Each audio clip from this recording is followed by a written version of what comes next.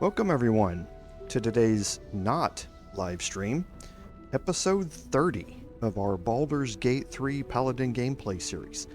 I'm Commander Jorval, and I'd like to thank you for coming along on our journey today. So, on some admin notes, the first one being obviously that I am not here. I am currently on vacation to see family, and will not be back until Tuesday of this week. So what you are seeing here is a pre-recorded stream in which I will play through the 3 hours, continuing on the Paladin live stream where we left off last time. I will have added chapter markers, and this video will be set to go live at the normal time for our live stream on Sunday here. So hopefully, if I've gotten all of the programming right on YouTube, you are seeing this video at the normal live stream time, but it is of course not live. The second thing about that is that obviously, since I'm not here, I am not able to give you any updates on what might have happened with the game this week. Normally, Larian releases updates and news on Thursdays. I will have already been gone to see my family by then, so we will catch up on news and anything like that that I might have missed on this coming weekend's live stream. And that being said, that brings me to the third admin note, which is that the live streams for Starfield on Wednesday and for the Bard and the Paladin this coming weekend should happen at the scheduled times, unless something has gone seriously wrong with my electric vehicle and my halfway across the country trip here. Everything should be back to normal by then, and I look forward to seeing you all this coming weekend. So pay attention to the community tab for any updates on that, but barring anything, we should be back to normal coming this weekend. So I think that covers the admin notes. So on our recap, last week was an intense episode. The Paladin live stream has been snake bit a little bit in some of the things that have happened, and one of them happened quite a while ago for us now, in that the last light in fell due to probably a misplay on my part, leaving one of my party members down below. Wasn't able to bring enough protection to bear on Isabel during the Marcus fight, and the ghouls, while I did kill Marcus, the ghouls took Isabel. And that meant that everybody in Last Light died except for Jaheira, and things took a drastically different path for this playthrough, which I'm not sorry about. It opened up some new opportunities, and one of those is what we saw last week. And I'm obviously talking about the ending to last week's episode, where we saw Shadowheart fulfill her duty to become a Dark Justiciar, and in doing so, she killed the Night Song. We talked at the end of last live stream about the items and gear that she received because of that, and I have spent some time off stream kind of redoing our setups as far as our gear go, and making sure that the characters are outfitted the best way that I can at this point. And we are still inside Nightsong's prison because we have not been able to travel out of there. So we're going to go ahead and do that now, and we're going to jump right back in where we ended last week. We'll take a couple of seconds just to review some of the changes that I've made to the setups, and then we'll take the portal out of the prison here and see what transpires. Honestly, I haven't played this way before, so I'll be anxious to see what happens with Jaheira and all of that sort of stuff as we progress through what's going to happen next. So just taking a quick look, we have moved the Dark Justiciar helmet back to Shadowheart. I only really did that for, well, I can't say only. I did it for a lot of role-playing purposes. This gives her the complete set of Dark Justiciar gear, and in conjunction with the Shara Spear of Evening, she's now fully into her Dark Justiciar outfit here. I also dyed everything with the black and furnace red dye for her, so she looks, let's just say she is fulfilling the part here with being a Dark Justiciar. And I think that this, in addition to looking nice and being an RP perspective, also helps flesh her out to be the best we can be as far as her melee abilities and movement abilities and all of that sort of stuff. So I think we've got her set up how we want her to be set up, because she's going to be concentrating on darkness all of the time, because she is the one that can cast endless amounts of the darkness spell. I've given her the strange conduit ring. So her damage here is 1d4 for necrotic because of her gloves adding that damage on all of her attacks, but she's also going to be getting 1d6 or 1d4 psychic damage on top of that because of her concentrating on darkness.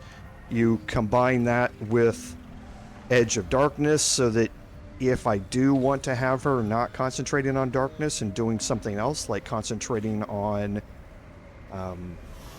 Spirit Guardians, then I can create clouds of darkness whenever I make an attack with this once per short rest. So I do have some options to do, but this buffs her damage a little bit. The Ring of Twilight means that she's going to gain 1 additional armor class while she's obscured. I'm going to change out her amulet to something else. The Spine Shudder amulet, since we're forsaking the reverberation build with her, I'm going to just change this out. I will find something else to put in this spot that might be more beneficial for her, but I don't have access to my full inventory here.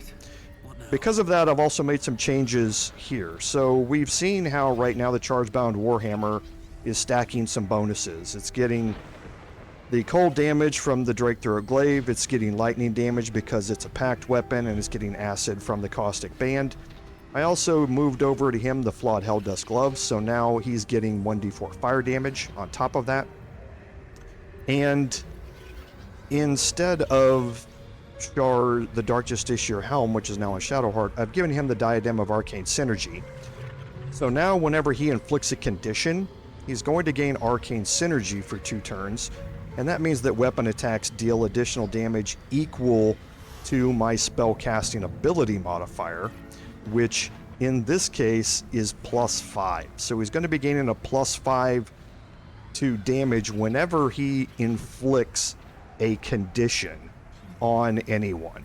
And that is not going to be very hard for him to do, because like I say, there are all sorts of conditions. For instance, Hunter's Mark is a condition. So if he's concentrating to reapply Hunter's Mark every time, not only is he getting an additional 1d6 damage to his already beefy damage, but he's going to be gaining a +5 additional to that because of Arcane Synergy. So I think this is going to really up the damage potential here on what we can do, because right now there is an additional 6 to 11 damage missing off of this, simply because of bonuses that we can get once we apply a condition. So those coming off of Astarion, those gloves, I've given him the Gloves of Dexterity for now. That's going to up his dex from 17 to 18, which is going to give him a +4 for all of his checks, as well as his to hit and damage. And I've given him the Eversight Ring, so he cannot be blinded anymore, so he can fight within the darkness cloud. And in doing that, that means I had to sacrifice the...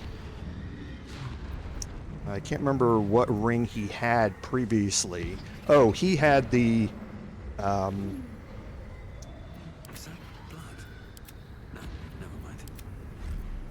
he had the Strange Conduit ring, which I've moved over to Shadowheart. So in its place, I put the Eversight ring, but keeping Killer's Sweetheart and Surgeon Subjugation just because of the obvious synergy there with those. And the 1T scale allows me to add in my full dexterity bonus. So he's now up to a 19 armor class as well. Gale didn't have any changes. Gale was pretty well set previously on what he had from last time, so I think we're still set up with him. I did do some cleaning out of my inventory. Unfortunately, I did send a backpack to camp that has all of Astarian's arrows in it, which I'm going to want to get back.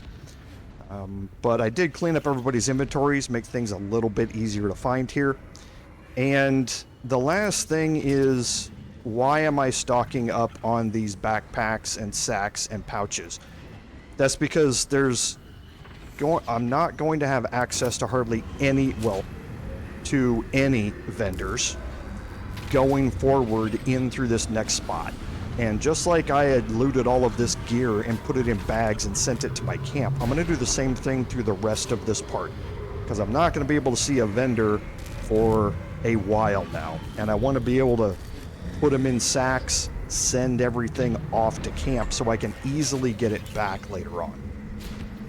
Let's move. Okay, so I think that brings us up to date. Looking at our action economy, looks like we're about halfway down on everything. We still do have 2 short rests left to us. So I think what I'm going to do here is just get Gale brought back up. And as part of this, I'm going to take the periaptive wound closure. When you are healed, you restore the maximum number of possible hit points. So those are giving me 10 hit points every single time. Instead of 2d4, I'm getting 10.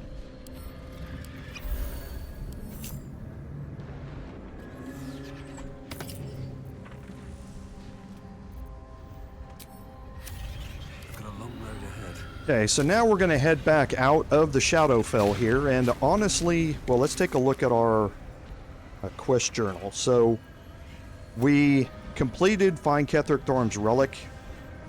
Our Find the Cure is kind of starting to go away a little bit. The Daughter of Darkness, the Chosen of Shar, has been completed.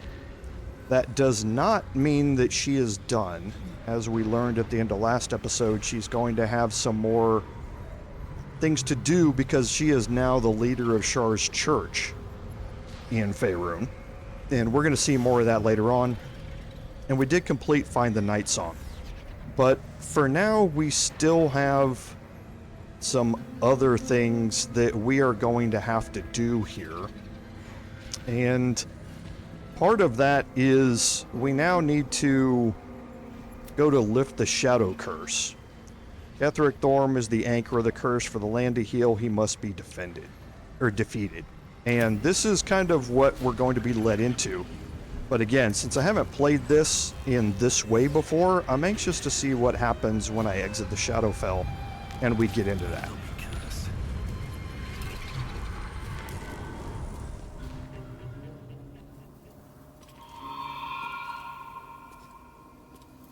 Okay, so it drops us back out here outside the mausoleum.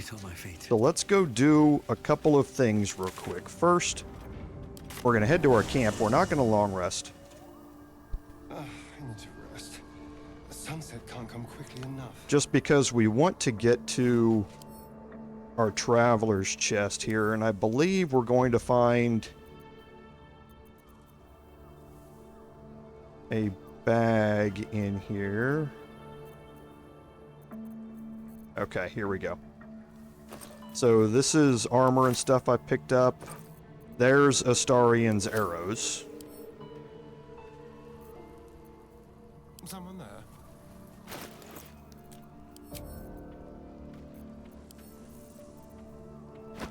So we need to get this back over here and drop these 2 arrows back in it. Okay, and now as far as the rest goes, let's make sure that we have everybody's So Shadowheart could use a different amulet if we have one that synergizes better.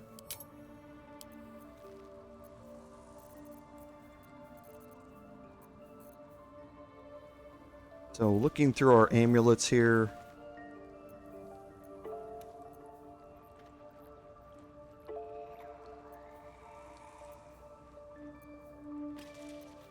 Nothing really any better than the healing capabilities that we have here. So I think we're pretty well set with that.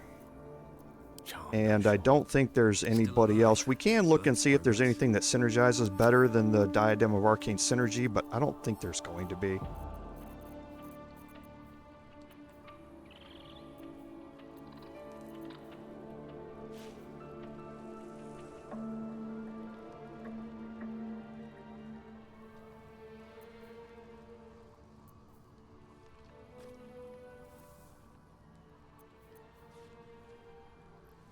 Okay, so this is...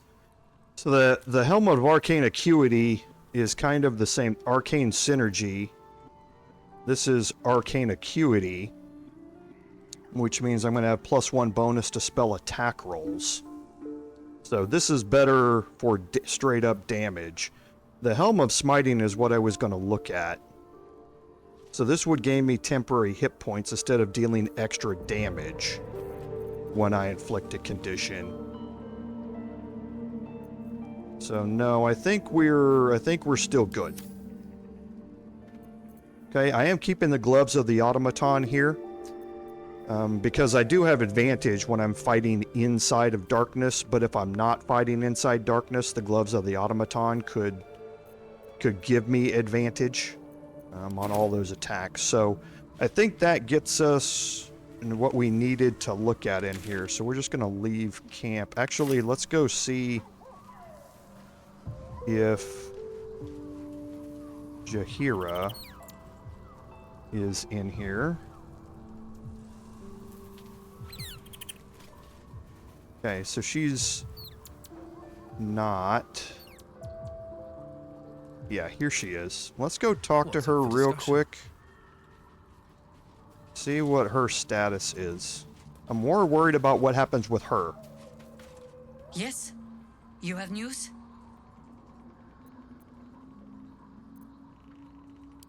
I fear we do not have the luxury of time. Last light has fallen. We alone remain to stop Ketheric from marching on the city. Okay, so I'm anxious to see how this plays out, because normally... You know your task. This relic. Find it. Strip Ketheric of its power. Okay, because normally what happens here is that when you release the Night Song, Jaheira plays out in a cutscene where she and the Harpers go attack Moonrise Towers. And when you get there, all of some Harpers and Flaming Fist outside are dead, but all of the guards and everybody outside are dead, and Jaheira and those Harpers join you in attacking Moonrise Towers. We are not going to have that now, so I'm anxious to see if she magically shows up at Moonrise when we go back. So let's check and see what our quest markers are showing. So yes, we do need to go to Baldur's Gate, which we are certainly going to go do. But yeah, we need to assault Moonrise Towers. So let's fast travel to Moonrise Towers and see what it's like when we get here. Okay. So this is what... Okay, this is a little different, because now it looks like Zarel is here at the entrance.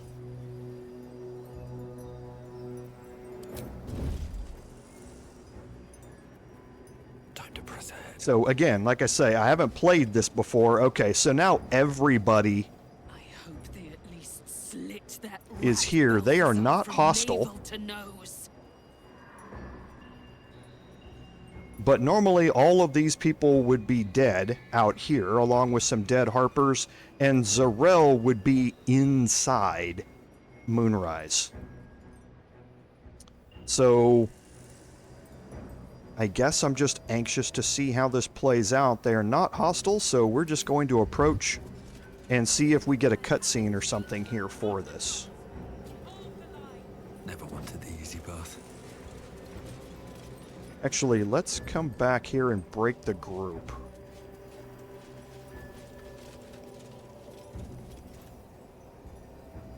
No, because I would like to start that with the Starian, if at all possible, because my dexterity is not that great compared to Astarian's.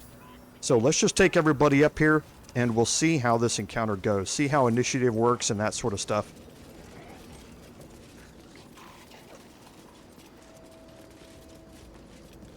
It was you. You destroyed the Night Song. How could you do this to us? To Ketheric? To the Absolute? You've turned your back on our Chosen in the most heinous way. And our retribution will be terrible!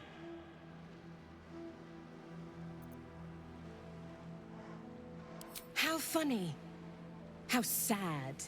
You think you're going to survive this, don't you? Cut this fool down!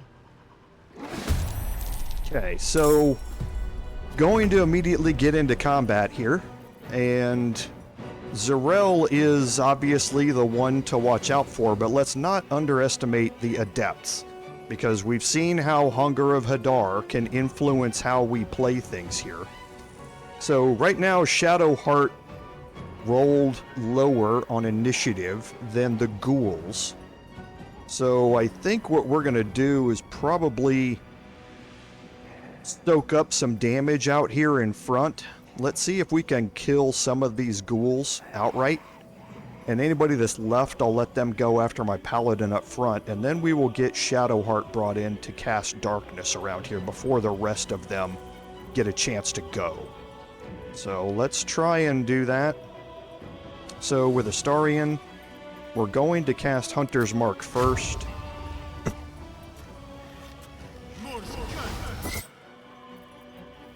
Okay, so Zarel casts Counterspell. That's perfectly fine. We'll Psionic Backlash that.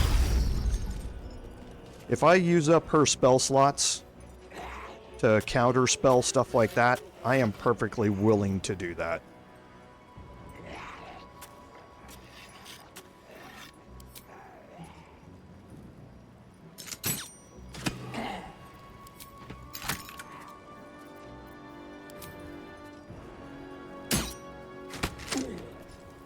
Okay.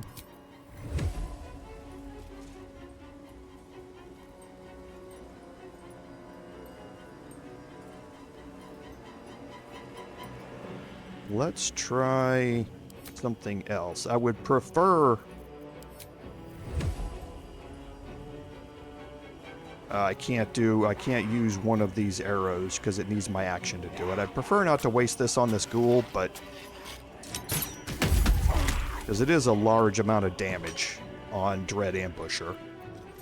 So we're gonna not use his turn. We're not gonna end his turn yet, because I'm probably gonna want to run up here with my Paladin and engage frontally here. And in doing so, I'm gonna want everybody to move up with them before Shadowheart's able to cast Darkness.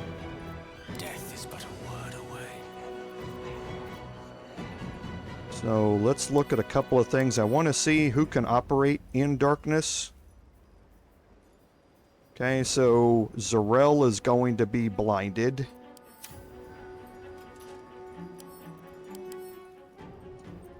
Okay, what about the ghouls? Everyone's going to be blinded by darkness. So let's get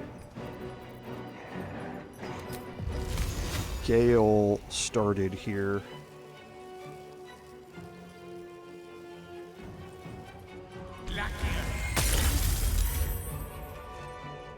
Okay, and again, I'm not going to end his turn yet. I'm going to move up here, and I think I'm probably going to go after Adept Marin here. I do want to stay away from the ice.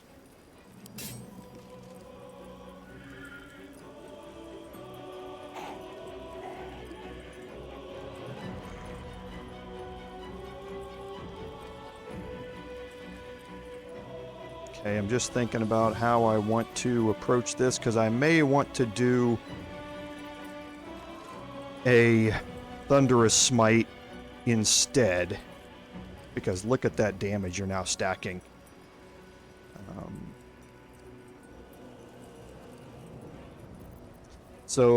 But that would take a bonus action as well. Let's reapply Hunter's Mark on Adept Marin here. So now I've got a condition on her. So now my weapon attacks are going to be doing additional because of that. So let's go in here and just drop a smite. Death won't take me yet. Okay. And let's drop just a level 1.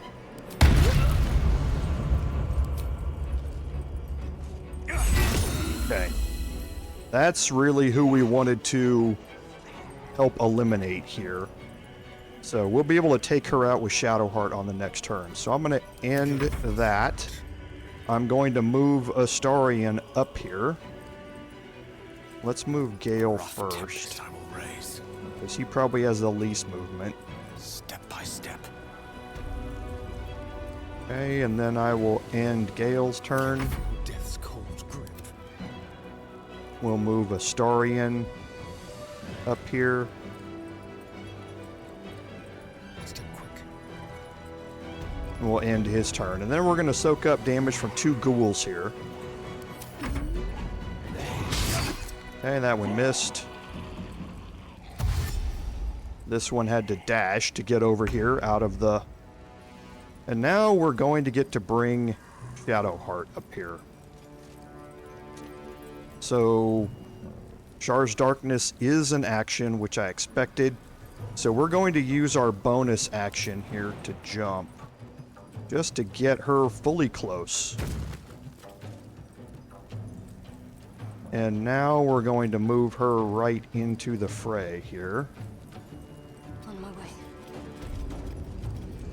Okay, and now we're going to drop Darkness on top of everybody. No.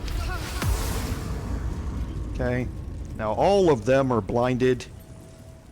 Shadowheart's got every bonus under the sun going now.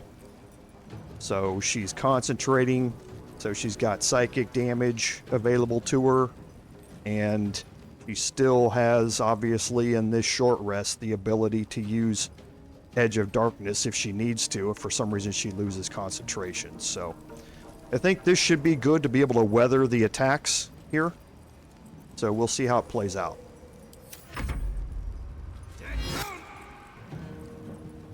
Okay, so he's going to miss with that.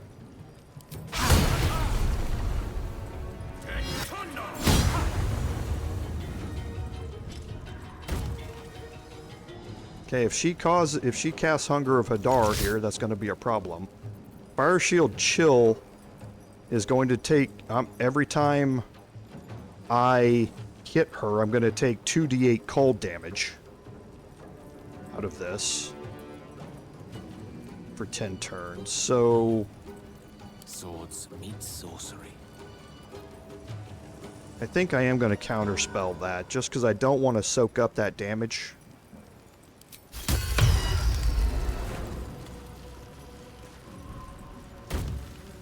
Okay, so I failed my counterspell.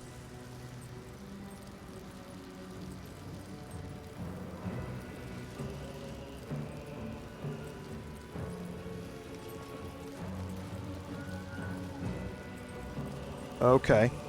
So I thought this is supposed to be how counterspell works. I could have sworn that we did this previously and it didn't matter.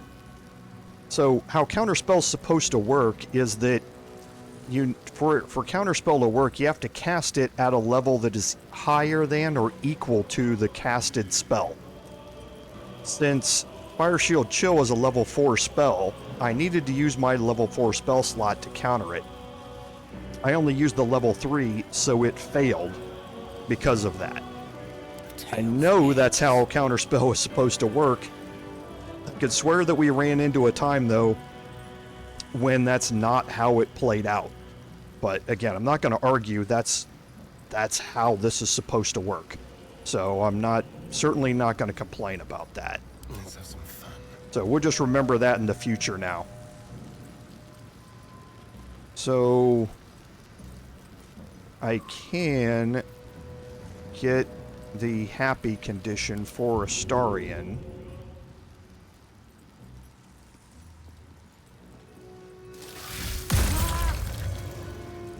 Okay, so we will get that done. Okay, that should add sneak attack damage, which it does. Okay. The lance board is set. Now for this, I think I'm going to focus on taking out Adept Marin here. Oh, an 84%er. Might as well make an attack against something here. Okay. Survival is all that matters. So now for me, let's go focus on the big damage dealers here. So let's try and get rid of the Zealot Malik here.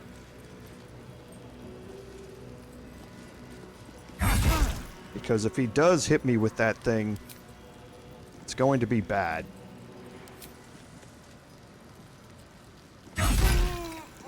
I can soak up the damage from the ghouls much, much easier.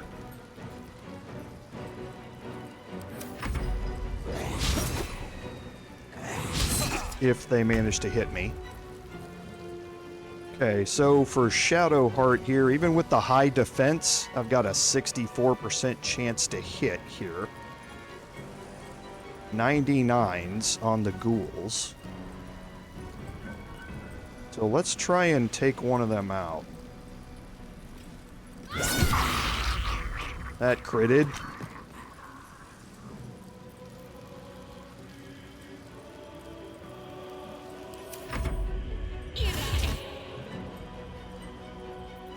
Okay, well, I'm going to Sonic Backlash that. I don't know who that could possibly be hitting cast that far over. It must be on my Paladin.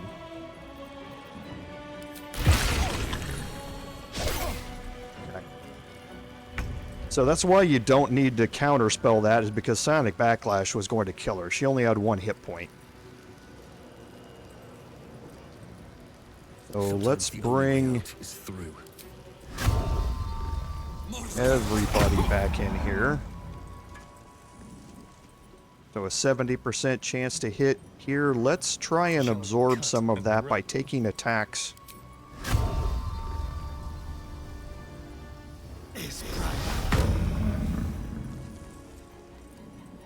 With Astarion here. Get rid of some of these mirror images. Okay, that managed to hit. So I'm just managing to hit all day. It doesn't matter whether she's got a mirror image or not. The weave. So I do not want to cast any of my chills on her, but... Oh, I didn't cast...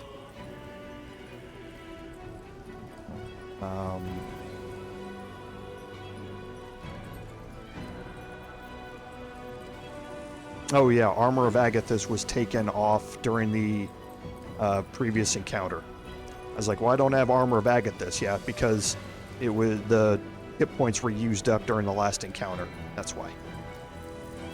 Okay, so here I'm just... This is only 28% to hit.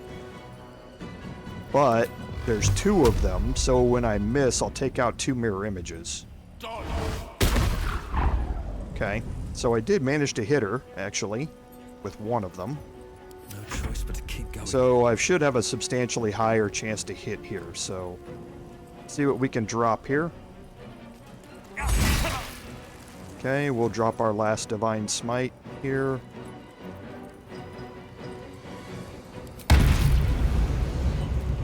Okay. 1 more. And that ends Zarel.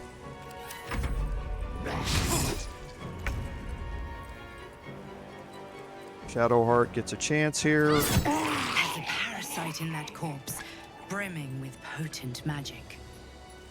Okay, so Shadowheart can end her concentration on that, and again, I can bring it right back. Unlimited darkness spells is the name of the game here, and that certainly helps us with our playstyle. Okay, the ghoul's not having anything. The zealot, some camp supplies. Do have another parasite there, so it should go up to 7.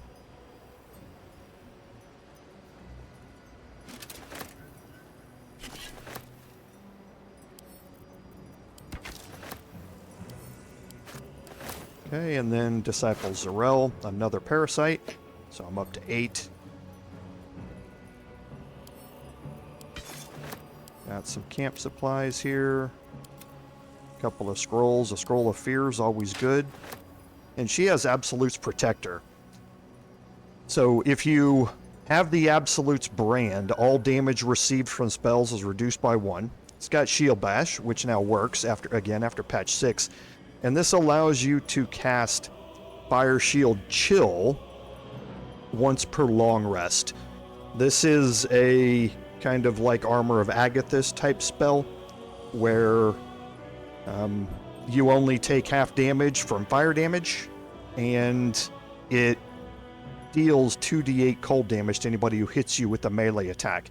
However, it also does serve as a light source, so for 3-meter radius around you, you're going to be fighting in light. It's not something that we're going to need right now in this playthrough. Okay, and there shouldn't be anything here on this ghoul, I don't think. There's not. Go search a Depth Marum. Please. One more parasite, so back up to 9.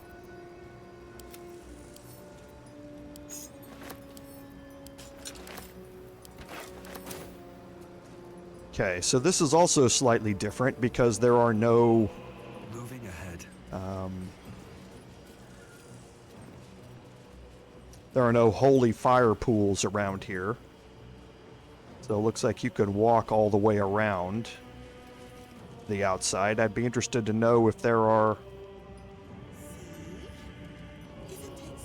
I thought I saw... Yes. I'll be anxious to see if anybody in here is... if they're all hostile, or how this works. Yeah, it looks like all the inside here is going to work how we expected it to. Maybe, maybe not. I would expect that everybody's going to go hostile in here. And I'm going to try something with Tarv. So this is actually going to be somewhat interesting.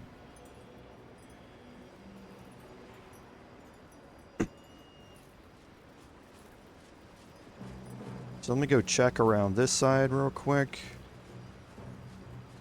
Okay, so nothing over here. So let's go through the front door.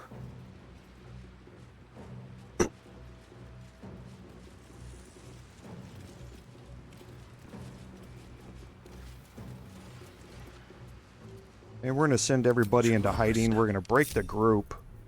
Quietly now. I'm going to go open this door with Astarion. Okay. So yeah, everybody in here is ready to attack us. I am again going to fight out here at this choke point. I don't want to give them, again, locations to try and cast Hunger of Hadar on me if I can avoid it. So I'm going to fight here in this doorway. And I'm going to do that by starting off with Astarion.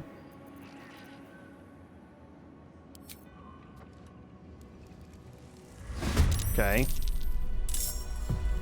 Saw him coming around and couldn't get my attack off in time. So we're going to hold off on the Scrying Eye. We're going to make our attacks here against the Zealots. I'm not too worried about the Acolyte.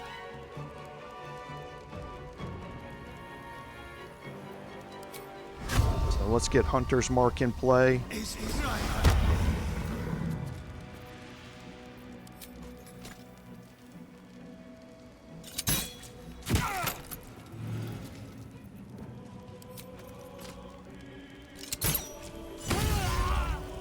Okay, landed a crit there. We won't react. I don't need to use the paralyzing crit on him. And now my Dread Ambusher. Oh boy, that was a whole lot of damage. That was 61 damage without my bonus action offhand attacks. So that was a lot. So now we're going to get Shadowheart involved in this by bringing out darkness. And I'm going to put this kind of up ahead of everybody here. Okay, and that's going to bring Shadowheart into play. I'm going to move her into the darkness. On the move.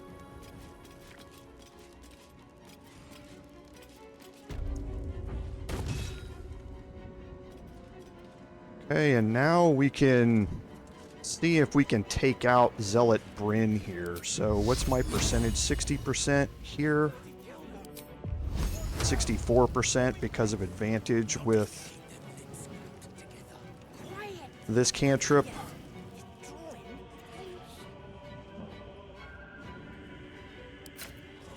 Or 88 with the bow. Perfect. Okay, so we're going to bring out Spiritual Weapon now.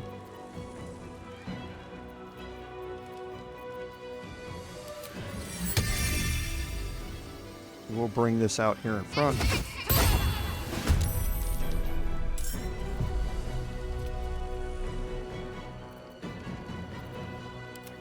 Okay, now for Gale, I'm again going to move him up inside here.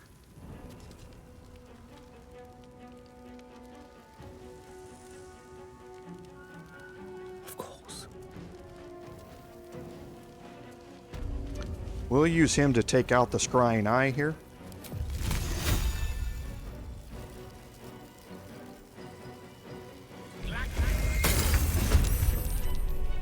Okay.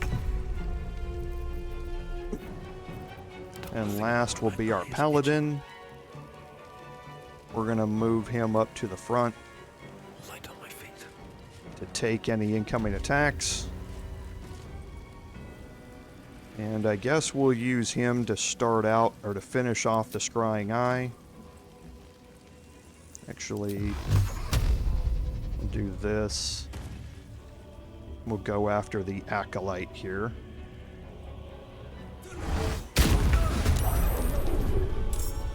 Okay. And I do want to look for Lann Tarv.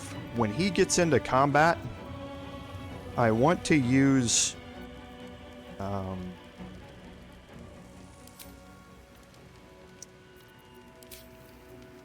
non-lethal attacks against him. And I want to try something. So Shadowheart's turn is done. Astarian's turn, I'll just move him in here as well. He's done. The witching hour. And Gale, I can get concentration out here with him. I'm anxious to know if this says with a weapon attack, but I don't know if ranged spell attacks that require an attack roll triggers this or not. It's an interesting test. I might as well use it because this comes off an item anyway.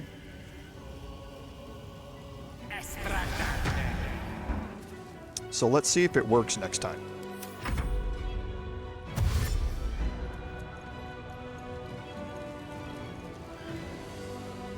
Anxious to see what the Adepts do. So Guardian of Faith I don't care about. That Guardian of Faith I really don't care about. Okay, so I'm going to focus down the Adepts on this coming turn. For now, nobody decided to move up close to me, so I'm not going to move my spiritual weapon out there yet.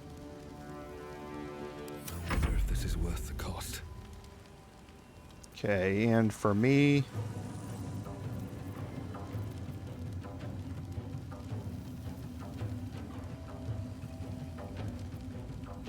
what do we have for resistances? Psychic damage. That's it. So I think I'm going to drop out Hex here. All Hex Strength as my bonus action. Not too worried about an Arrow of Ice when I've got Darkness. Okay, so let's drop, reapply Hunter's Mark. Actually, we'll go after... yeah, we'll go after the Adepts here, like I said I was going to.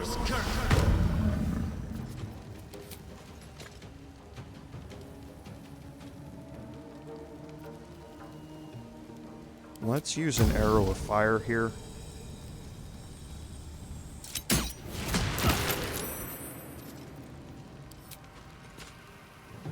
Okay, so he's burning. For just one turn, though.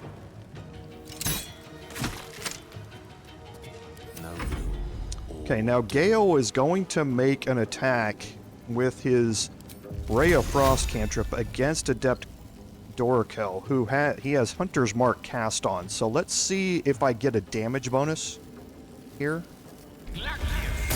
Because that is a ranged attack roll. I don't think it did.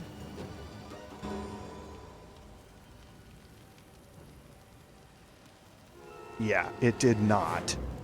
So Hunter's Mark isn't going to work for Gale, but Hex will. So Hex is what I need to be using with Gale instead of Hunter's Mark, and I think he's getting Hunter's Mark, yeah, from the hunting shortbow. But it's not going to work for him.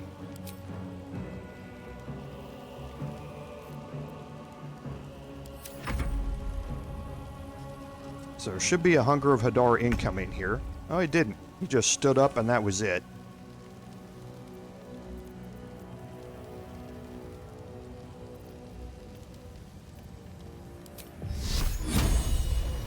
%91 here. Let's actually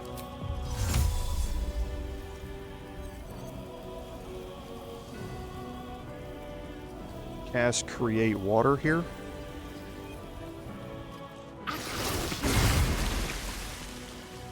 So he's now completely frozen. So that's what happens when somebody has encrusted with frost and you hit them with water. They become frozen. And frozen, he's utterly incapacitated. So his turn, he's not going to be able to do anything on his turn. And he is now vulnerable to thunder damage, force damage, and bludgeoning damage. So what I can do is I can drop a thunderous smite on him or something like that and just completely demolish him on the next turn.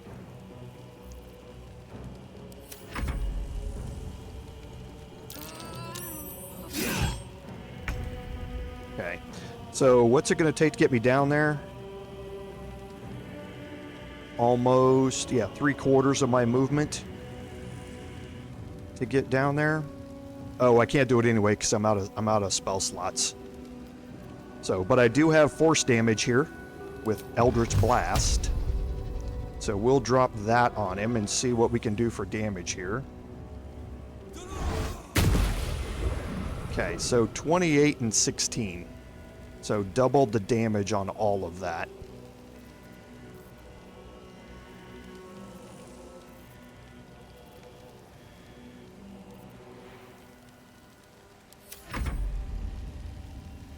I'm waiting for a Hunger of Hadar to get dropped.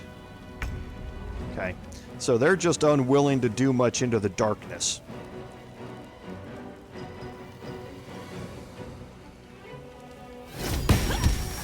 That ends that. Gonna shoot another arrow up here. I don't care about that. I will Sonic Backlash him, though.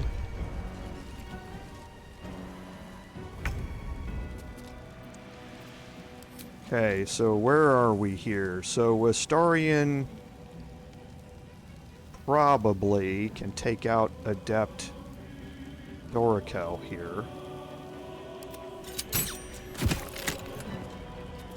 Okay, didn't with his first one. Okay, that should have triggered Death Ward.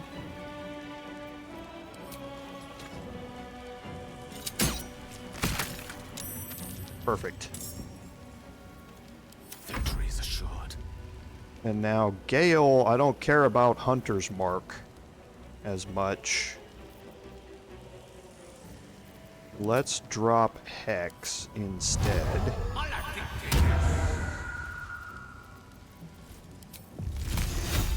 Now he's wet, so he's vulnerable to cold damage. Vulnerable to cold damage. He's got 2 turns of Encrusted with Frost already.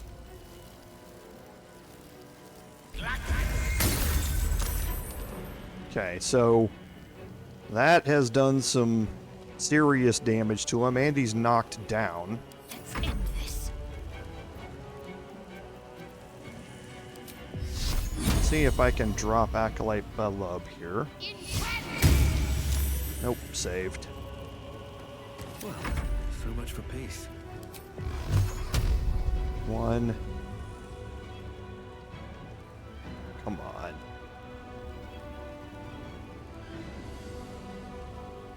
Just barely not going to work. Okay, so we'll move up a little bit. Then we can move back. I don't want to slip on the ice.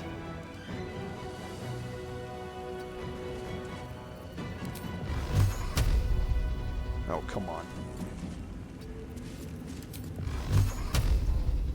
There. There. Okay, that got rid of his, or that triggered Death Ward.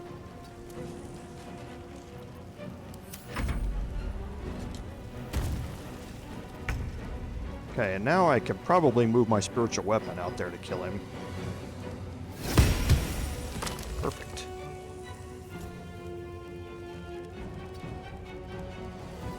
So that brought this brawler in here. He's going to have to traverse some seriously bad terrain to get to me.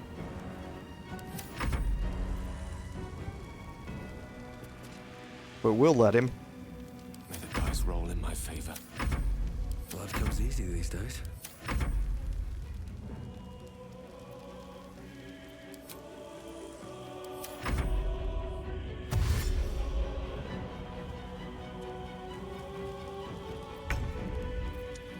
Okay, so now he's going to end up going down. Okay, so let's go out with Astarion here. Discretion. Stepping softly. And we will trigger the next batch.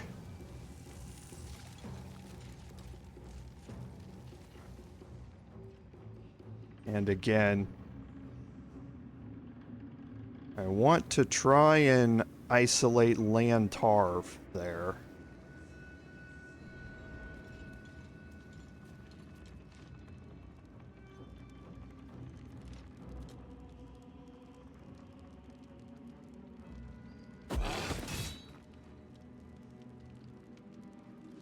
I can move down there and make that attack. Okay, so Lann Tarv is really here by himself. There's a Scrying Eye, which I'll go take out. Feel that anguish. Perfect. Okay, now as far as this goes, he's still faced away from me, which is... Oh, it did bring everybody into combat because they weren't in hiding. So let's drag him back. So we're going to click heals.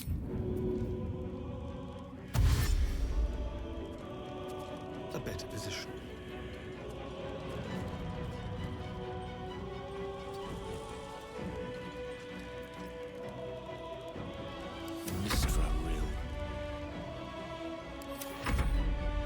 So he's gonna dash to come get me.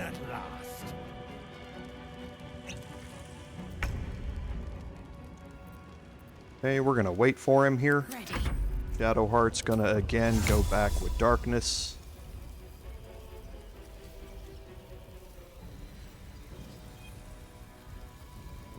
Or is she? He's 10 meters away. I think I'm actually gonna let him come up here before I cast darkness. What I don't want him to do is to see the darkness and not want to come into it, and he just stays outside of it. So I'm gonna hold that. One can't always be a gentleman. Okay, good. He's going to dash to come in. He's going to get an offhand. Oh, he didn't even have an offhand, so we're going to hold my Paladin's turn. We're going to drop darkness here now. And once he's in the darkness, he's not going to move out of it. So he's now blinded. Now what I want to do is turn on non-lethal attacks.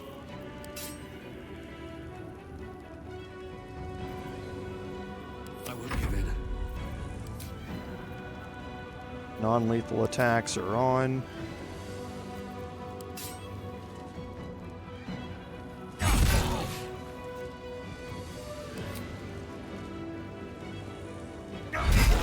Okay, so he's knocked out. Now I want to search him. Okay, so they did fix that. I was wondering if that had been fixed or not. There was a point, and I can't remember before which patch they fixed it, or I don't think I read about it in any of the patch notes, so I don't know which patch they did it on. There was a time when you could knock out a vendor and their entire stock would be in their inventory. And it wouldn't just show the stuff that was available if you killed them, quote unquote. So it was an easy way to be able to get free gear from vendors. I don't think I read in any of the patch notes that that had been patched. So, but they obviously have done it. So, but I wanted to test it. Like I say, hadn't actually tested it myself.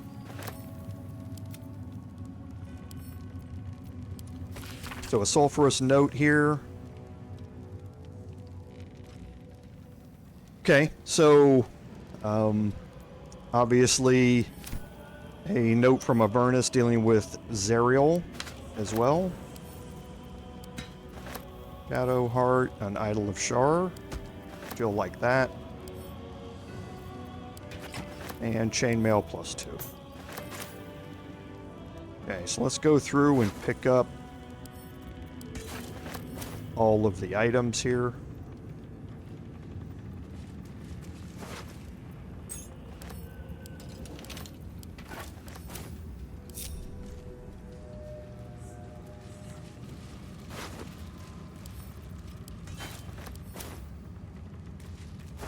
And again, you're going to find a lot of high-priced items here, but I don't have any vendors. There's nobody at Last Light, because Last Light is gone. And I do need to go back and kill him. And the only vendors that I had were in here.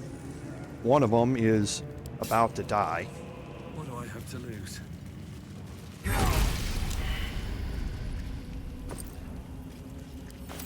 Okay, so he had Death Ward.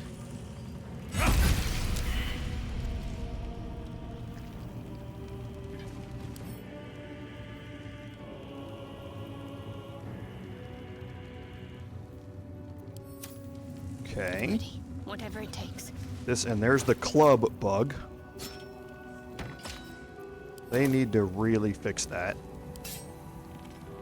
No mercy. Oh, I still have non-lethal attacks turned on. I was like, why is he not dying?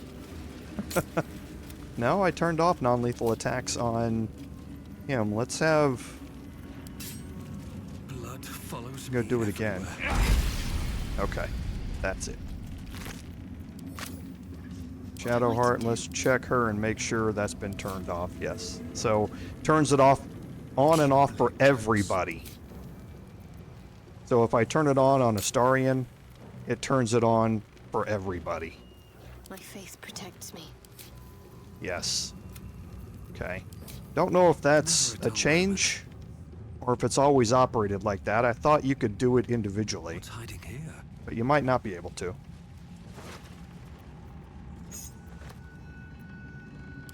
Okay, some camp supplies. We're gonna hide our group. Wonder if the gods are watching. Go back here and pick up a bunch of stuff. Can't afford any mistakes. We'll have Shadowheart work it Tread first. carefully. Okay, so that's it for Shadowheart.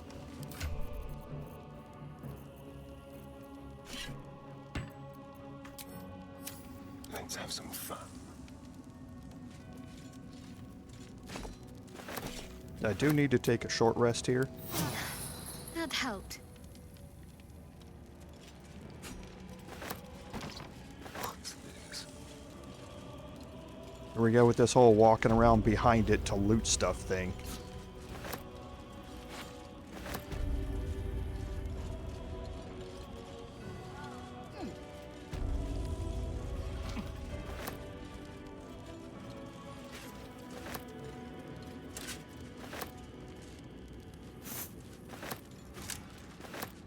That might overload him. Yes.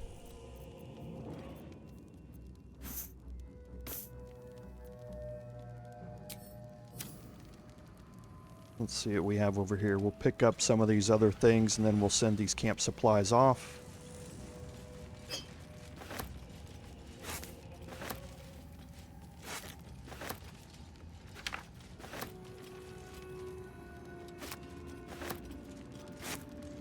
We do need an extra thieves tool.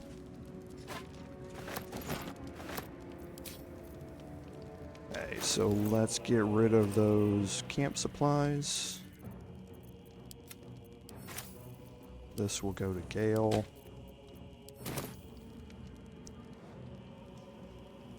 Okay, so now in here, yes, we should have Mig, an Acolyte, and a Zealot here. So we're going to, same standard procedure. We're going to toggle our group. We'll go in with the Astarion first. Just like old times. And we'll focus the Zealot. Now, Meg, come on. We told you there's nothing there. Okay, we'll take the sneak attack crit. Okay, so he's surprised, which means every attack Astarion makes now is going to be a crit because of his assassin's trait.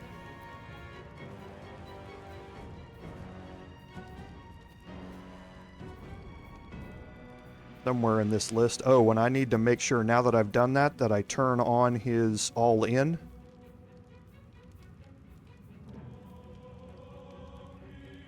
So any successful attack roll against a surprised creature is a crit. So we're going to turn on our sharpshooter all in. Got a 75% chance here for this. That's a crit. Okay, so now we get our full action and bonus action back. He's only got 8 hit points left, so we're going to use our offhand attack here.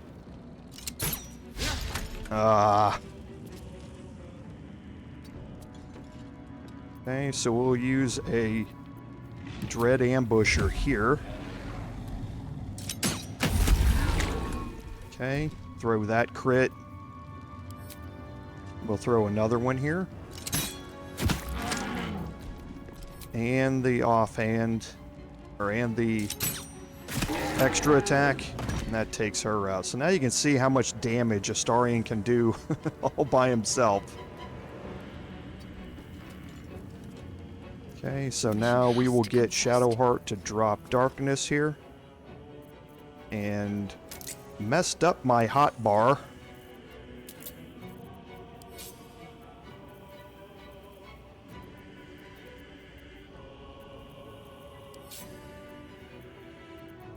Okay.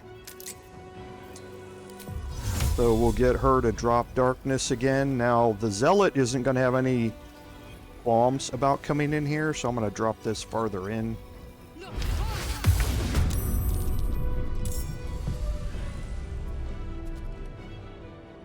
Okay, so her full turn is available, so let's see if we can drop the Zealot here.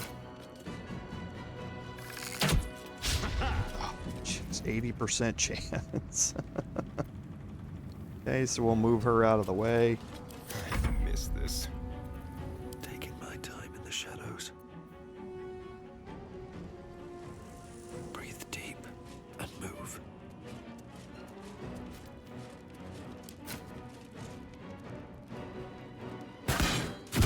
Alright. So that ends him, and now we're immediately brought into combat with the Acolyte here. So Astarion has a full set of turns. Keep guessing. So this is not going to go well for him. He's not surprised anymore. What do I have, an 85% chance? Let's play. Perfect. That plus 10 damage. Okay.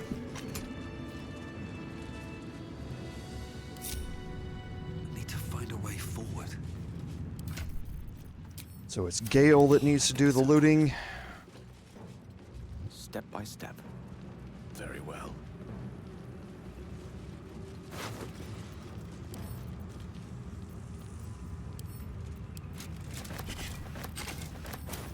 No time to rest.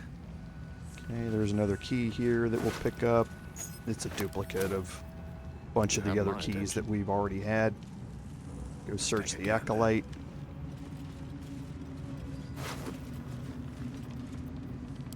Arrow of Ice for Astarion. Some more camp supplies. Shouldn't have wished to live in more interesting times.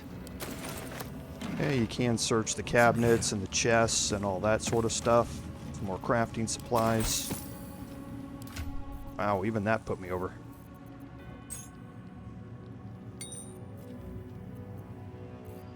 It's going to be about time to drop off those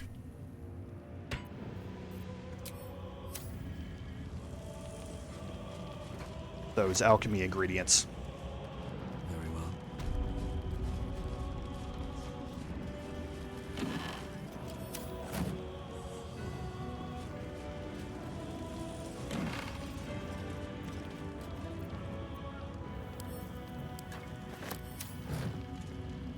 Okay, and last we'll search MiG. Bunch of camp supplies.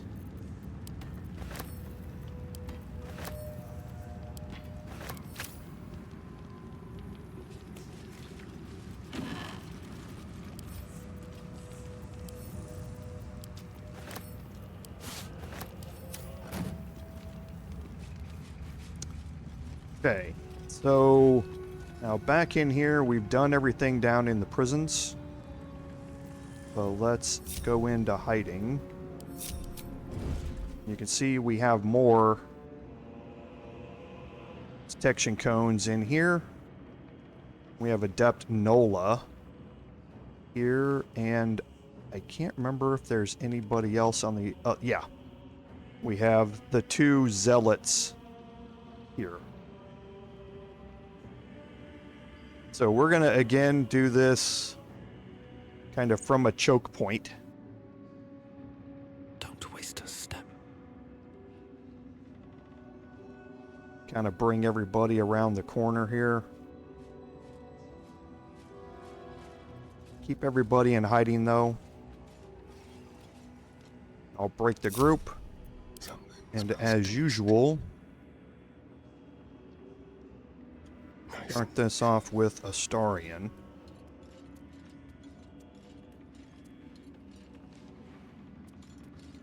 And I would like to be able to melee attack here. Do I think I can get close enough? I think I probably can.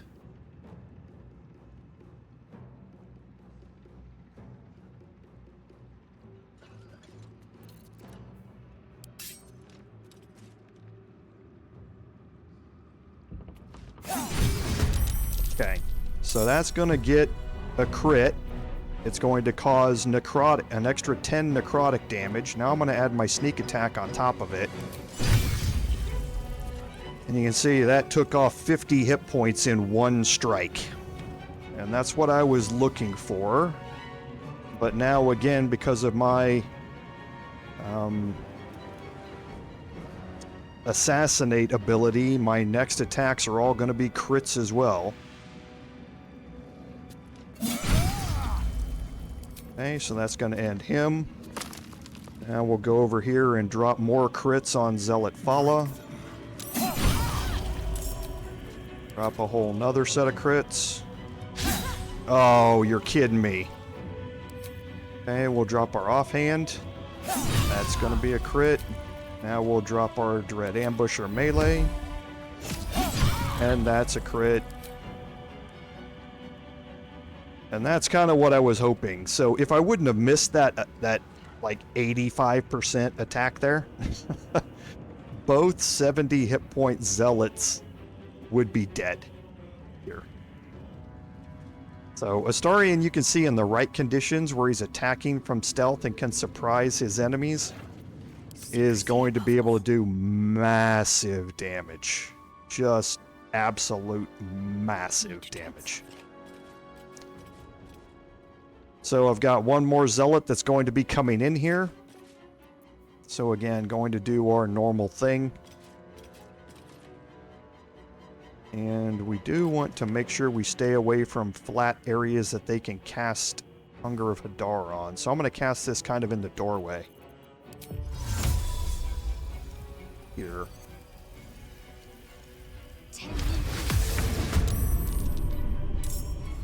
Okay, so now she gets her full turn here. I should be able to... That's going to take a little more, or a little less, a little more than half our movement. Fool, damn you. Done.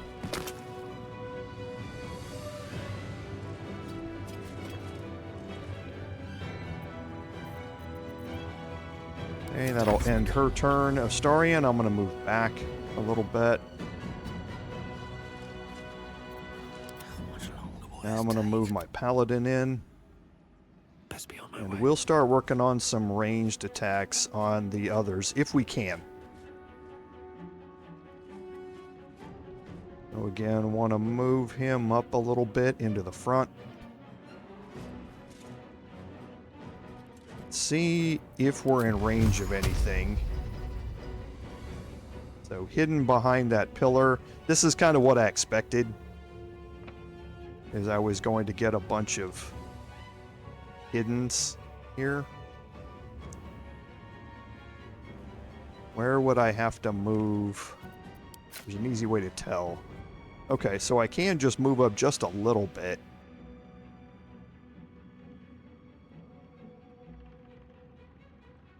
Let's try and move him up here.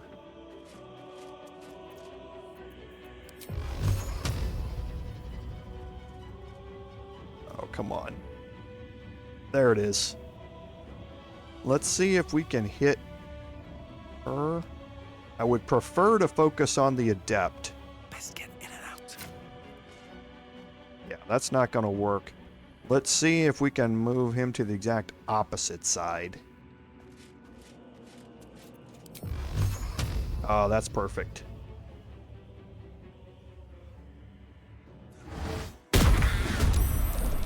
Okay, and again, like I said, I'd like to focus on the Adept here.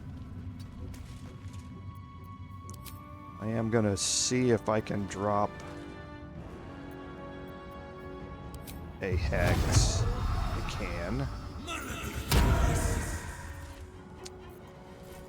Okay, that's going to end his turn, and now Gable.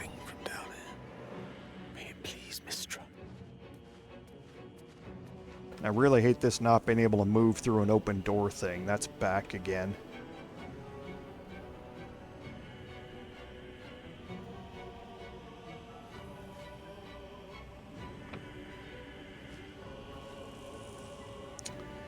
I would prefer not to get Gale that close.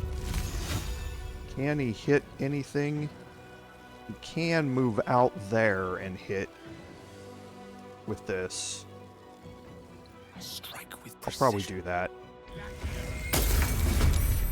Okay, so I'll drop Hex on him. And then move Gale back a little bit. Time to kill. Okay, so she did cast Hunger of Hadar. We'll see who it's covering over. Everybody. She must have... there goes the AI again. Okay. What she did was cast it on this lamp or something up here.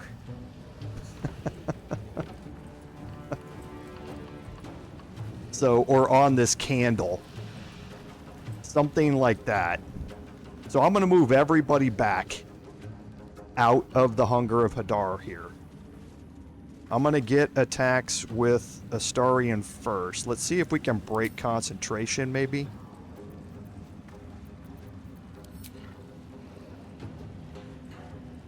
No escape.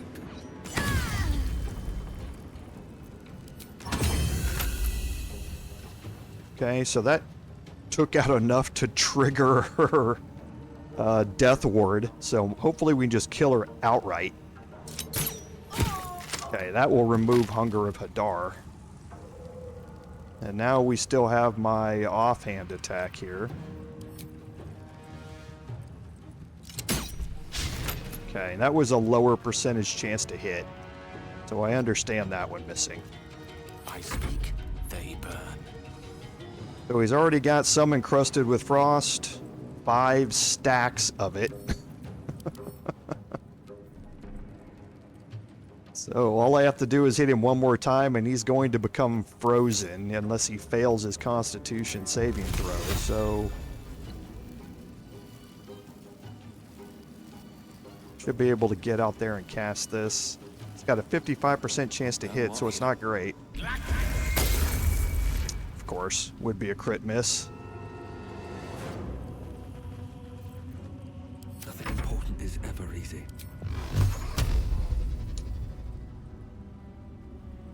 Okay, so we'll move a little bit, push him back.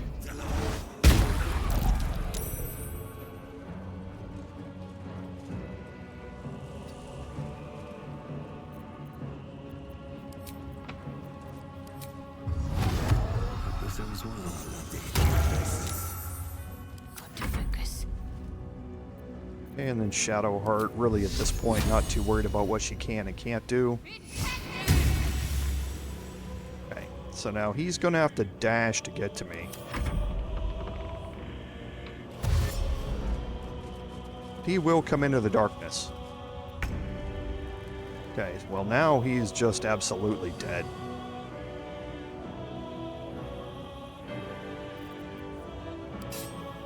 What am I, 75%? What is his ranged all in? 50%. Yeah, because he's not inside the darkness yet.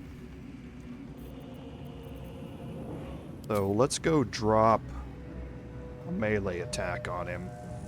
Well, if he moves up there, that's going to trigger an attack of opportunity, but I'm pretty sure I'll be able to kill him this round anyway. Spill some blood.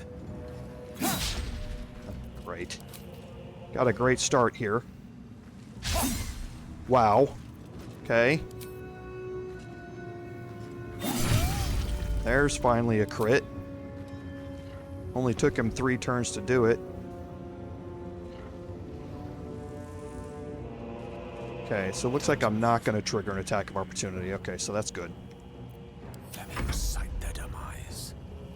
Let's hold and gale. Come on, can't stay idle. 70% chance here. That'll end that.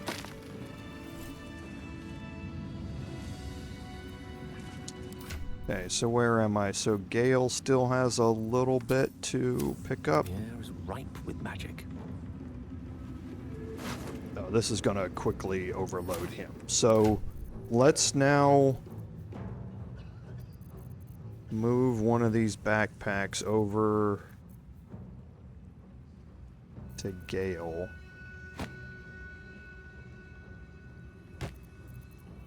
Give him the Club of Hill Giant Strength. And now let's let him just loot up everything.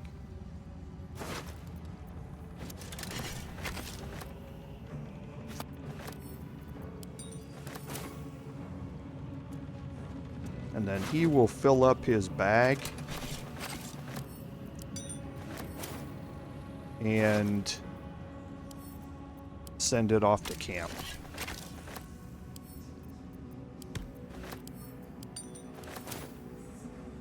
Curiosity must be satisfied.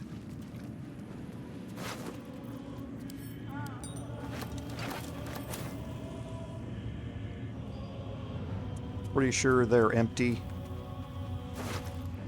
Nope.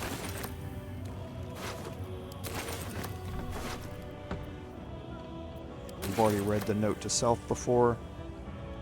Certainly. Okay, so let's fill Gale up real quick.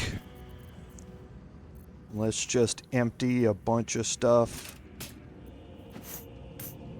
into his inventory.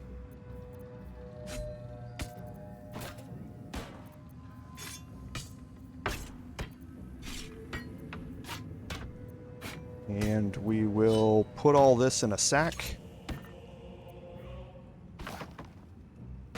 and send it off.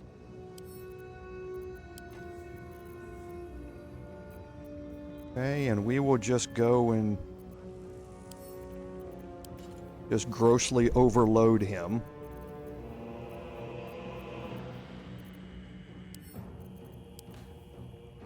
Okay, we're still not there. Okay, so there it is. So now we will open up this backpack here. And we will just put everything in it. Yeah, I don't need the argument solver. It has a weapon unlock, poison mist, but again, not all that great. So all of this. Oops. And all of everything. Down to here. Into there, and then I will send that backpack off to camp.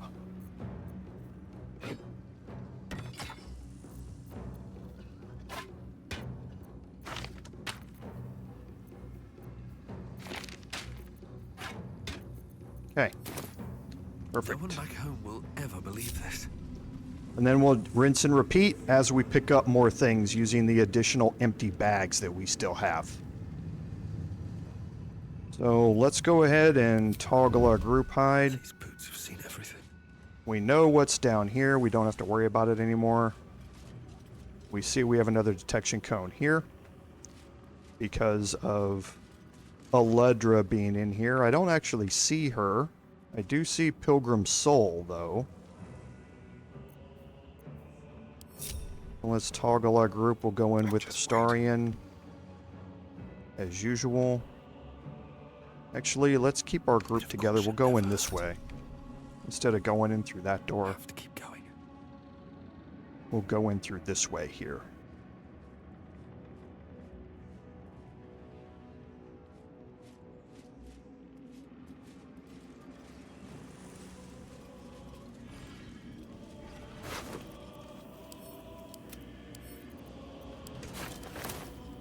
We will be able to loot a few extra things around here. Not going to be a whole lot, though.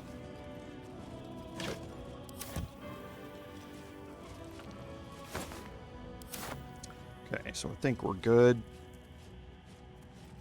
Let's drop into this room here.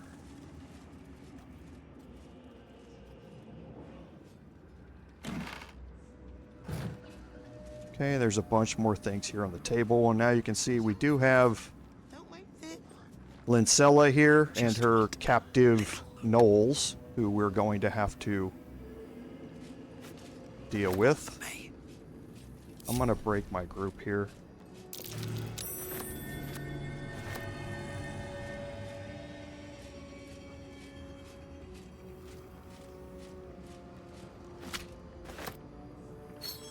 We're just gonna make it easy and pick all this stuff up. Then we'll send off camp supplies and redistribute the silver stuff.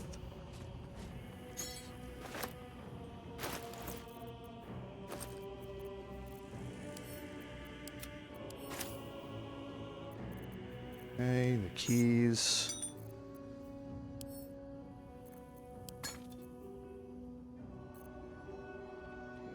Okay, and that dropped off his encumbrance. Good. And now, as usual, we're going to start things off with Astarion here. But let's do a little scouting this way first. Okay, so Aludra does not appear to be here. So it's just Pilgrim Soul, and we should be able to take him out with a one-shot. Ah. Okay, that's upstairs.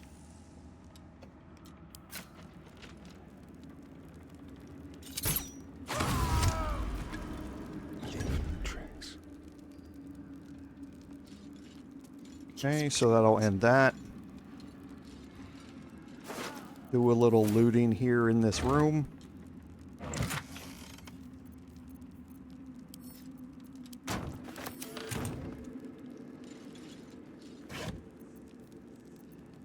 More crafting supplies.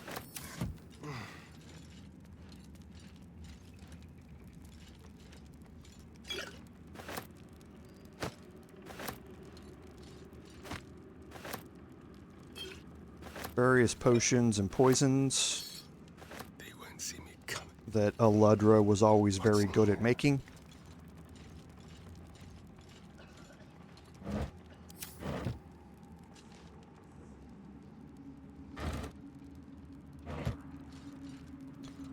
And we might find a few other things here. See if we find any camp supplies or anything like that. What do you know?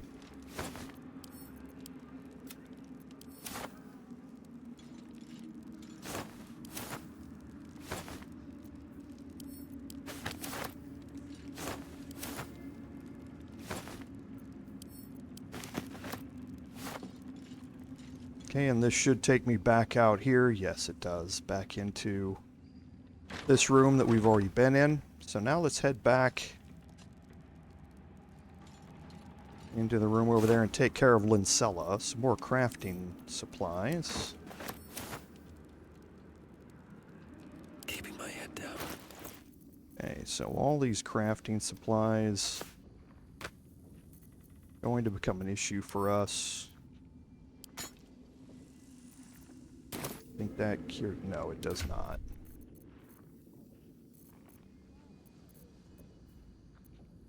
This arrow of ice needs to go in Astarion's backpack.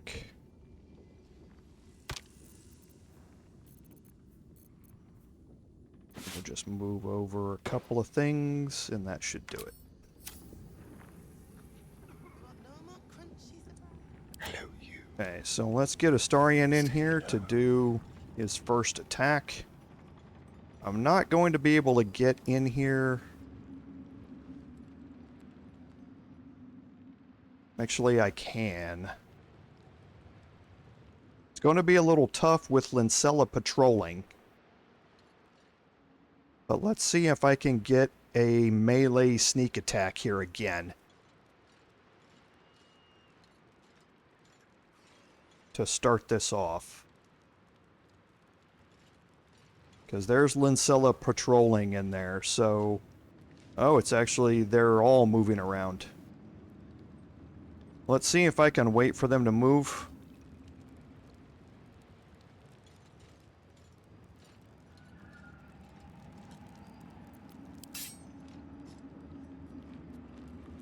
Okay, so Lincella's coming this way. Should be safe in that spot. Okay, so if she's gonna move back... Nope. Oh, wow. Okay, somehow that crit landed.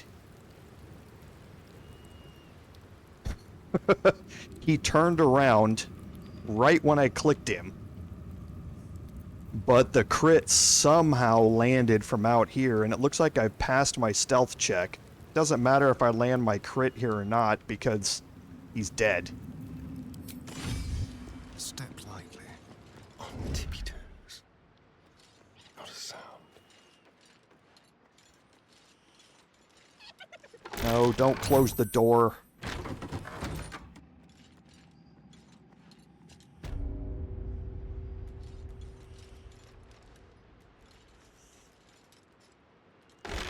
Now you can close the door, sure.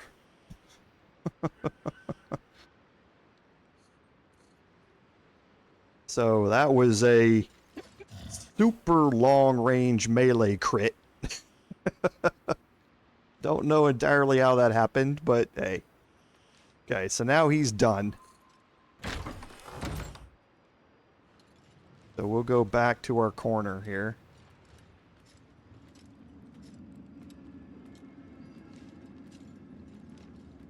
I may actually be able to come in the other way and get Lincella easier now.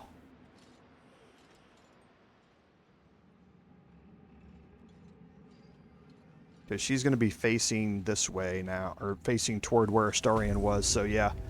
Pretty sure I'm going to be able to get in here much easier. Again, here we go with this stupid door thing. Okay, so we're going to drop in here and drop a crit on Lincella. See if we get there in time.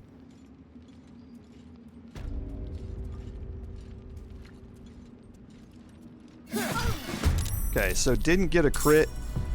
I'll drop the sneak attack, but the enemies are surprised. All my actions have reset.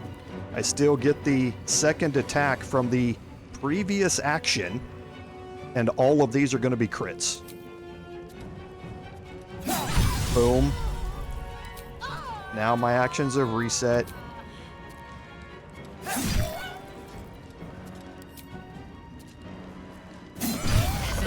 Parasite in that corpse. You should take a look.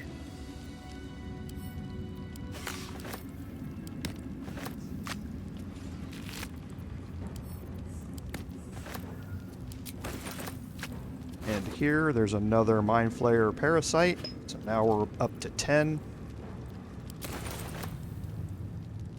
A quick rummage.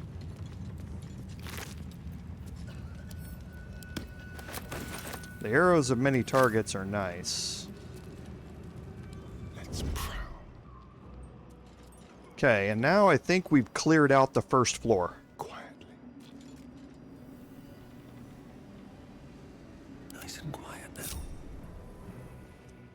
So let's head upstairs. And clear out the second floor. And then we are going to go take a long rest.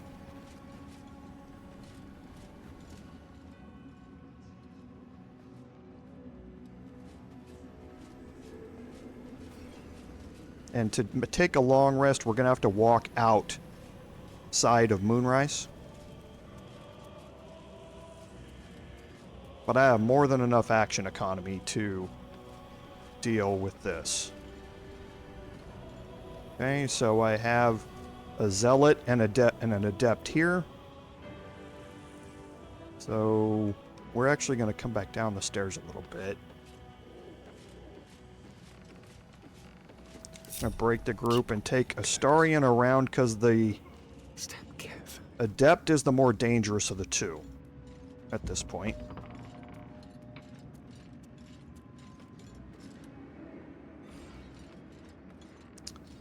So, can I get there is the question. Doesn't look like it. Because of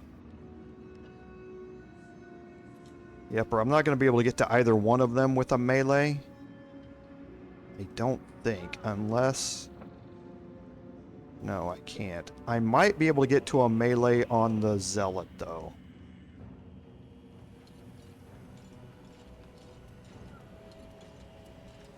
Let's see if we can. I might be able to walk up close enough here.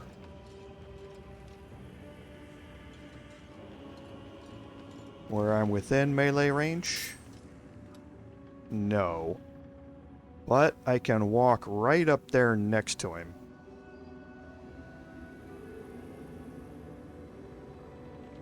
Ooh, if I can get there...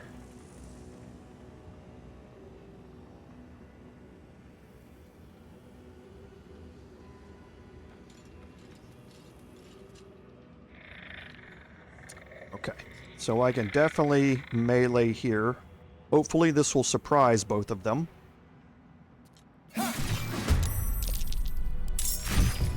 Okay, they are surprised, which is good, which means that they can't take reactions. So I can now move over and spend the rest of my time going after the Zealot. Be quick. There's the crit. Now we'll start things over.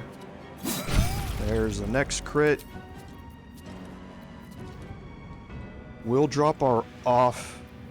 It doesn't matter here at this point.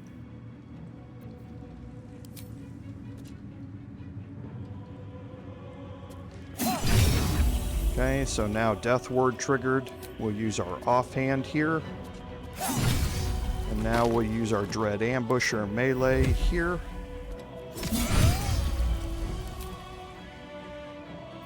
Okay, and now his turn, his surprise is going to go away. And now Astarion can go back to work.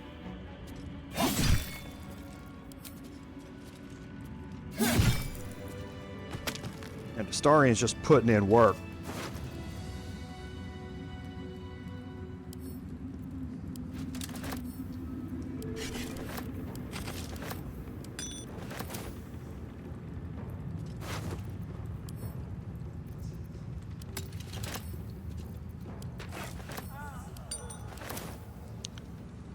Okay, so I'm actually just going to drop Astarion in, and let's go upstairs. I mean, we're abusing Astarion's mechanics, right? Well, we're not abusing. This is all part of it. Let's see what we can do here with the Necromites, because we have the Necromites and we have Radija up here. So let's see if we can surprise them.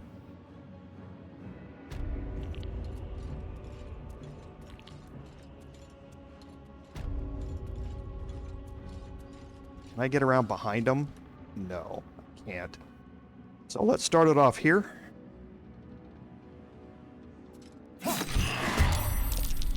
Okay, that'll drop a sneak attack and kill them. Let's go over and move over to Radija here. Over here.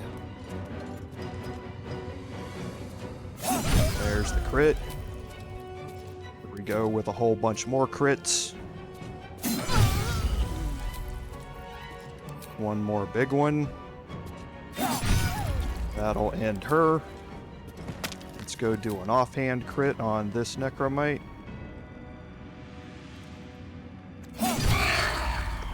Okay, and let's do our Dread Ambusher on this one. That ends that. So I was almost able to kill them all. I can be subtle sometimes. So Astarion has to call for help. He ran into a group he couldn't kill entirely on his own. So we'll just move up here and finish this off, and then we'll group everybody back up.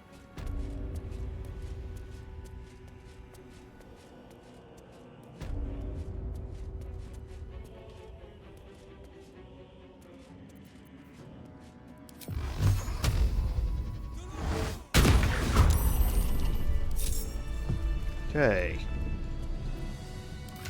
Now, Shadowheart still has... Oh. You want to group back up with us, Shadowheart, please? And Gale, too. No one back home will ever believe this. No rest for the wicked, I see. That way. Okay.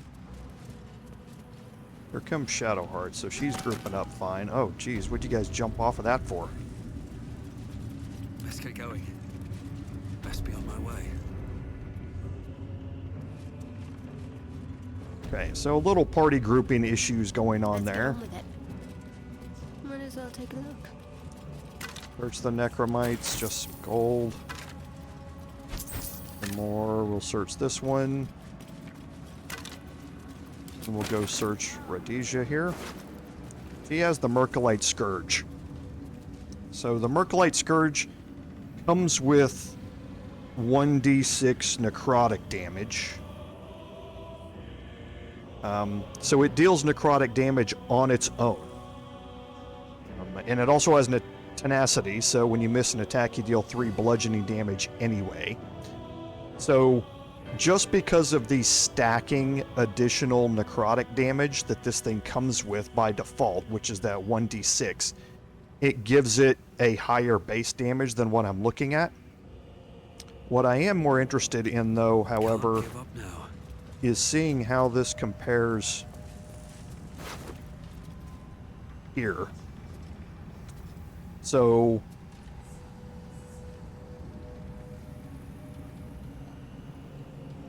it'd be 1d8, 1d4, that's the same. The plus 2 acid's the same. I'd be swapping out lightning for necrotic damage. I'd keep the fire damage, and I could keep the cold damage if I did the Drake Throat Glaive again. So the damages would work out to be exactly the same. I'd just be swapping lightning for necrotic damage. So that might be interesting to keep in my back pocket, just in case I get something that's immune to lightning damage. I could swap that to necrotic damage before the fight.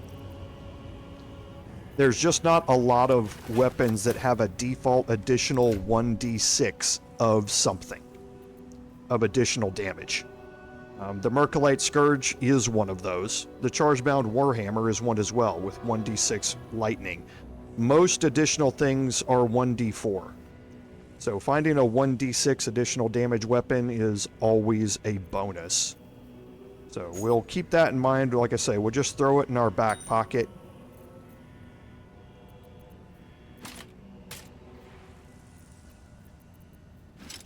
Let's load him back up. That's probably going to overload him. Don't want to give him a club.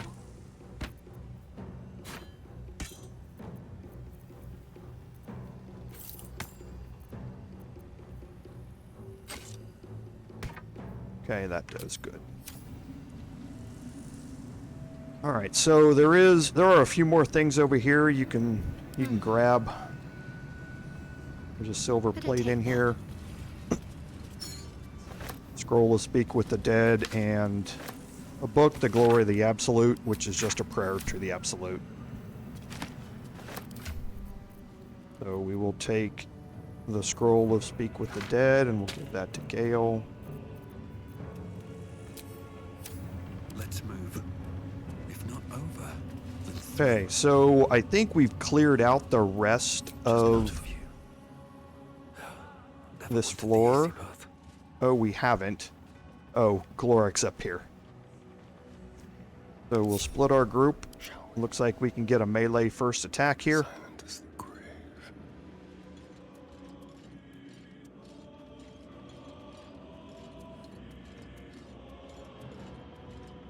And Astarion should be able to take care of her by himself. Let's give someone a surprise.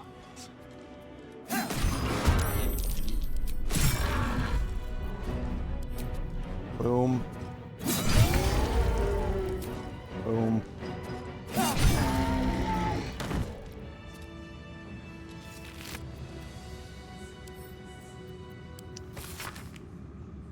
Okay, so somebody go find Balthazar. Got some news for you. Not going to, Don't mind if I do. not gonna find him. His dead body is laying in the Shadowfell, so good luck with that.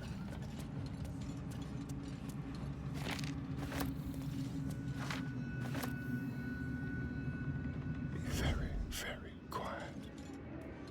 Okay, and there shouldn't be anybody in here. There's not. We cleared out this antechamber earlier. So shouldn't be anybody there. This is Balthazar's back room, and you can take some more stuff. There's some paintings and that sort of stuff in here that you can... Well, actually, this one's out of reach, I think. Nope, I can grab it. So some research notes. I don't need any of these things.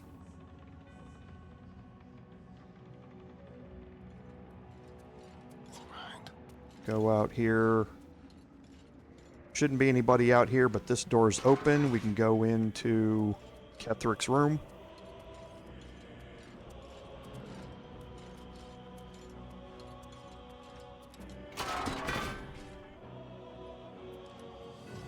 Okay, and Squire's in here, and Squire is going to be automatically hostile. I think Squire's going to turn around and come back this way. Yes.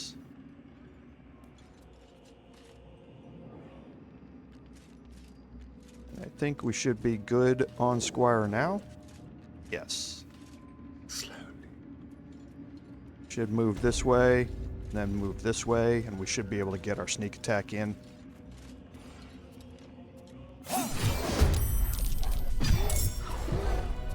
Yes.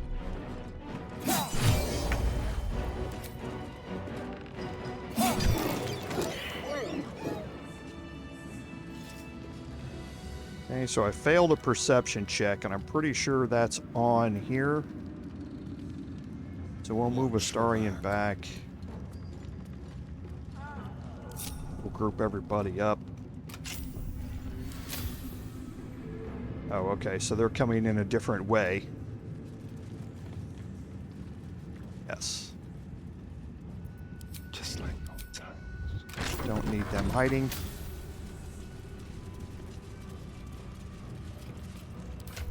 So Astarion's just slightly overloaded here by picking up some books.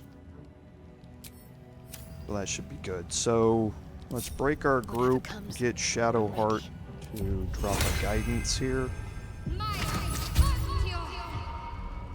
Must keep going. Okay, so there's the loose planks. And this talks about the Elder Brain domination. And this gives you kind of the plan behind how they're working. We learned a little bit of this down in the Shadowfell. The Crown of Karsus is a legendary item, and they are using it to control the Nether Brain. The 3 Nether Stones must be controlled by a single leader for it to work. And right now they're able to exhibit that control by all 3 of them cooperating against it. But this is their plan with Gortash, Ketheric, and Orin. And we have learned that from, like I say, from the cutscene down in the Shadowfell. So we'll go in here and we'll pick up all of these items. We'll send off the camp supplies here in a minute. Search the cabinets. We'll get Astarion to come over and unlock the opulent chest.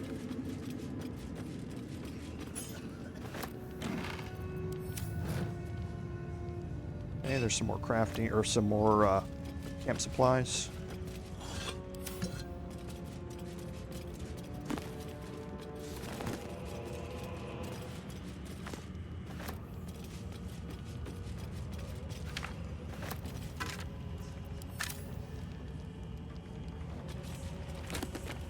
Okay, another good scroll of Avard's Black Tentacles for Gale. And just some various things down here. The unsent letter is from Ketheric to his wife.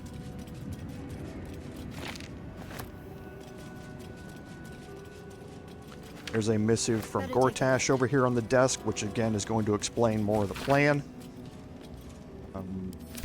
But we already know all the details of the plan.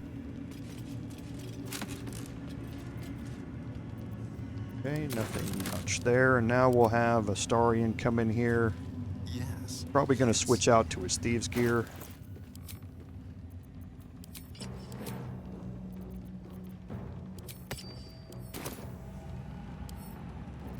Hardly a challenge.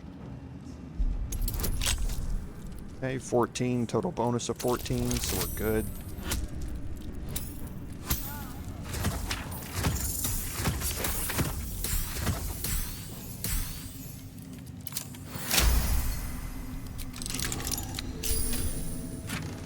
Okay, and in here you find the Cloak of Elemental Absorption. Now, this is once per short rest, you absorb any type of elemental damage that you take. So then you become resistant to that same, well, you take half damage from the next elemental attack after you trigger this. And then you deal an additional 1d6 of that element type on your next attack. And that next attack can be anything with an attack roll, so it works with Eldritch Blast and your Ray of Frost cantrips and that sort of stuff. It's once per short rest though, so I've seen this can be good for that first alpha type damage, especially in certain encounters that like to target you with like Scorching Rays and that sort of stuff, but it's only that one time, so it's not something that I tend to focus on. But there are some builds that it works really good in.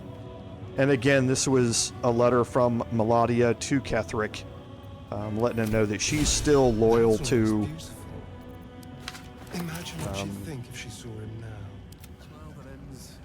Selûne, even though he's given his allegiance Step forward. to Shar. Let's see. Now in this room we've already been in. This is, of course, Isabel's room with the Mimic. We've already searched all of this.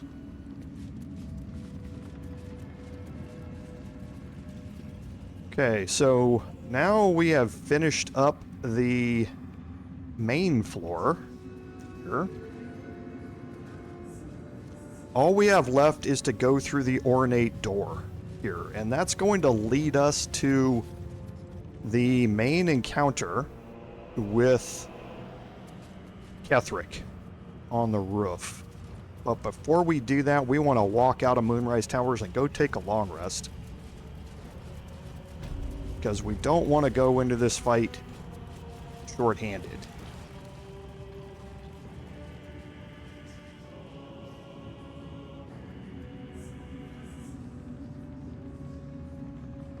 So we can just make our way all the way out past the entrance over here, and it should drop the red aura, and we should be able to take a long rest.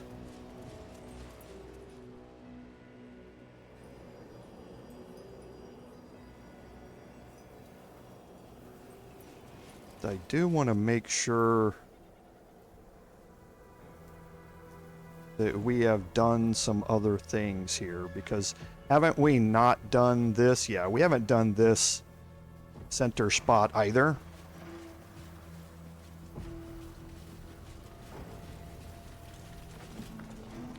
Yeah, this is not open, so we haven't done this either. So let's take our long rest here.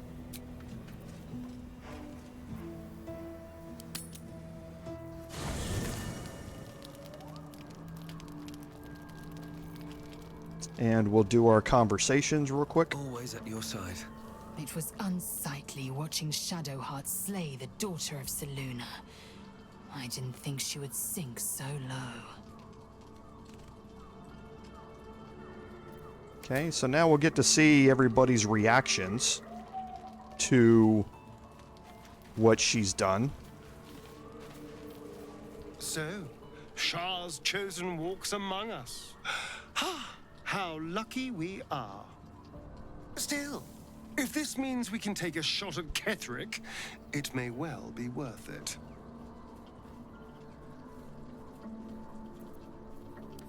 Before anything else, I need to know where it's happening.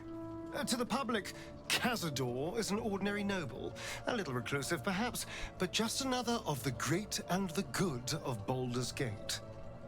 He has a grand palace on the hills of the gate, where he hosts the city's high society. I don't know if he performed the ritual there. It feels too public. He'd risk exposure. I know.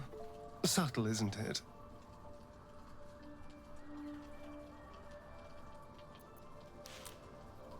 I hope so. Because I'm not striking another deal with Raphael. Who knows what he'd demand this time. But if the citizens of Baldur's Gate don't know anything, my brothers and sisters might. Cazador is a master of secrets, but the other spawn must have seen something. Okay, so we'll talk to him again. My favorite traveling companion. Just to make sure. And yes, all done. So we'll talk to Gale. Brave choice. To kill the child of one god at the behest of another. Shadowheart's loyalty plumbs darker depths than I anticipated. Let's hope the fruits of this cruel labor are to her advantage. And ours, of course.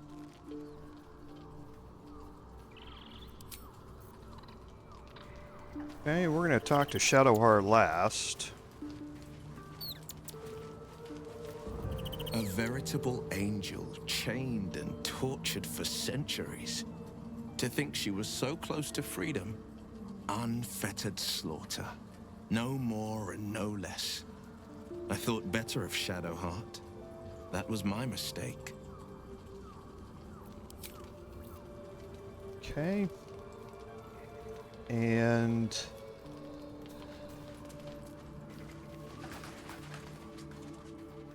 here should be Jaheira.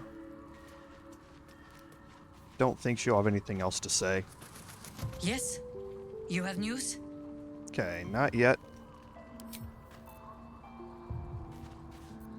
Fate spins. Dost thou require a Okay, new so nothing new here.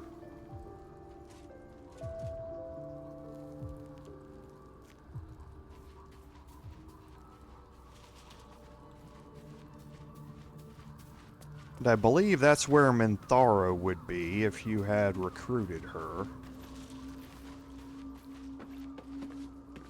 I did in my personal playthrough. I didn't know this camp extended this far.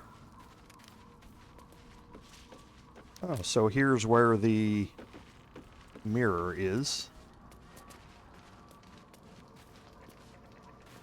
Okay, yeah, I hadn't explored this camp this much. So, interesting.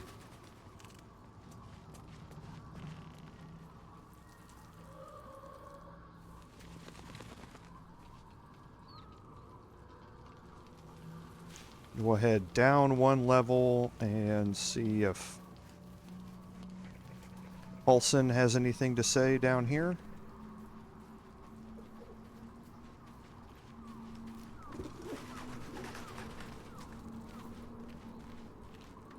The moon weeps for what Shadowheart has done. For her sake, I hope the approval of her goddess was worth it. Okay, so nothing new now. So let's head to bed. Oh, we're going to talk to Shadowheart. Let's not forget that.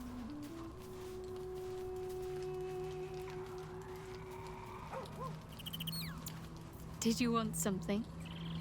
If not, I'm perfectly happy to just gaze upon you a while. Of course.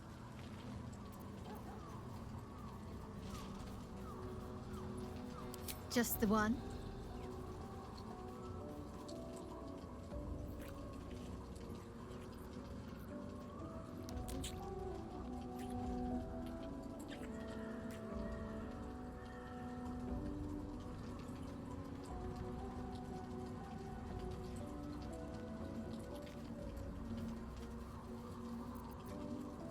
Better than I thought possible.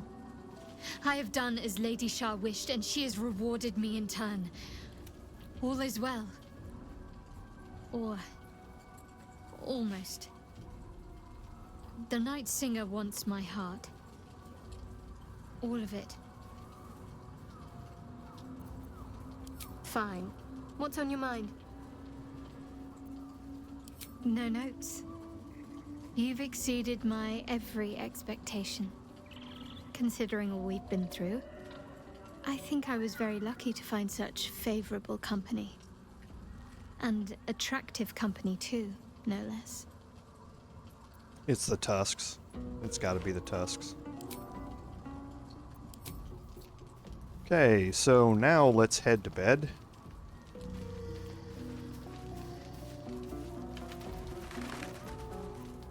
And try and use up some of our alcohols here. So 32. Don't want to be entirely alcohol though.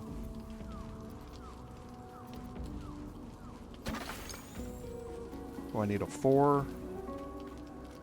2 white mushrooms will do it.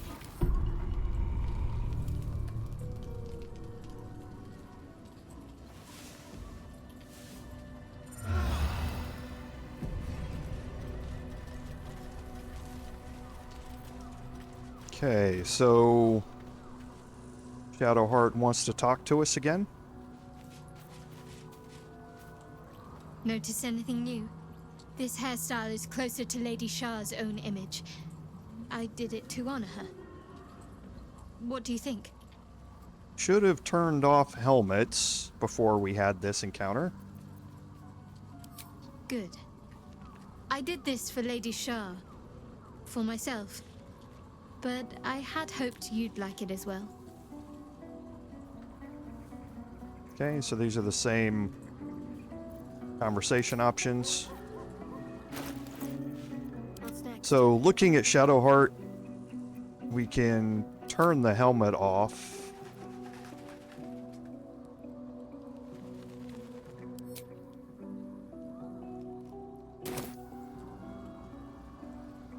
And you see that she now has a dark ponytail here. That she does. Her hair turns white if you are with Saluna, and it turns dark if you are with Shar.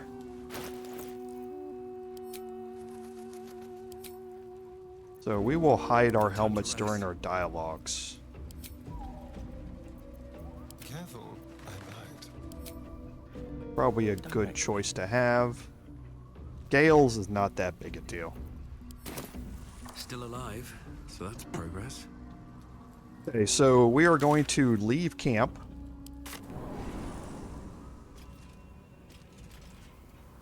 And we will do our standard buffs now that we are out here. So we will... Longstrider. Was told in the comments you can upcast this and it will target multiple people.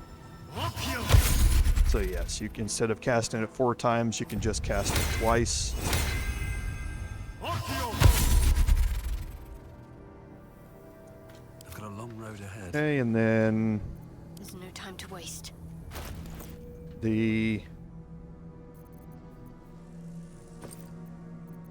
we have some camp supplies here we can send off.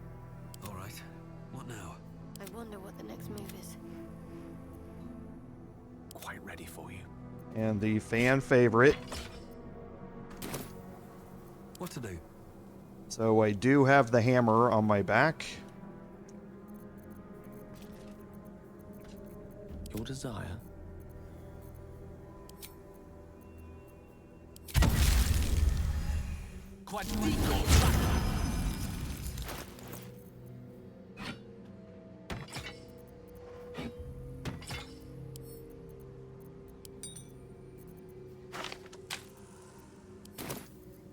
Is that Okay, so blood? now his Chargebound Warhammer should be fully buffed up again, and it is. And then let's not forget Excellent Gale. choice. So he's going to, and again, that tends to mess up my hotbar.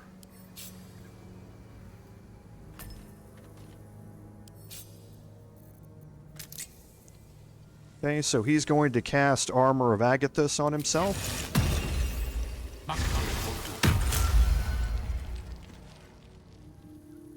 Okay, and then he can cast Mage Armor. That'll get him to 9. He can take it off, put it back on. I shouldn't have cast Armor of Agathis then. I should have waited and cast it at the end.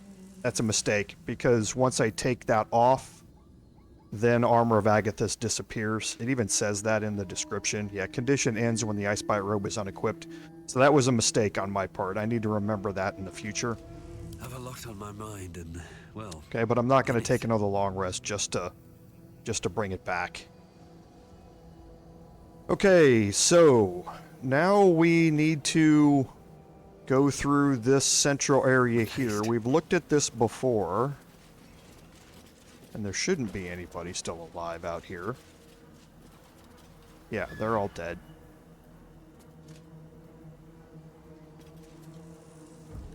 Was that a click I heard? Okay, so we need to find the correct order. Here goes nothing. And I believe it starts here. That might be worth... Okay, it does not. It starts here. So, Our Lady of Loss. And this will open up the interior here. And we will head down the entrance. Curse has no effect here. Where are we on experience? Okay, good. So we're getting closer. And we will head downstairs here. This is the Sharran Sanctuary. Okay, and we have a plaque here.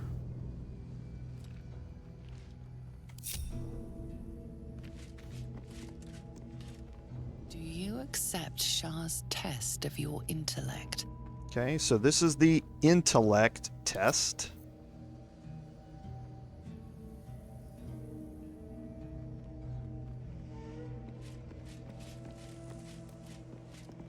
Are you bold of heart and sharp of tongue? Can you turn any and all to the Dark Lady's cause? A deep eldritch hum echoes in the corners of your mind. Your patron knows a thing or two about turning people. Okay, so this is the charisma check. Then we have a third one up here, which is the wisdom check.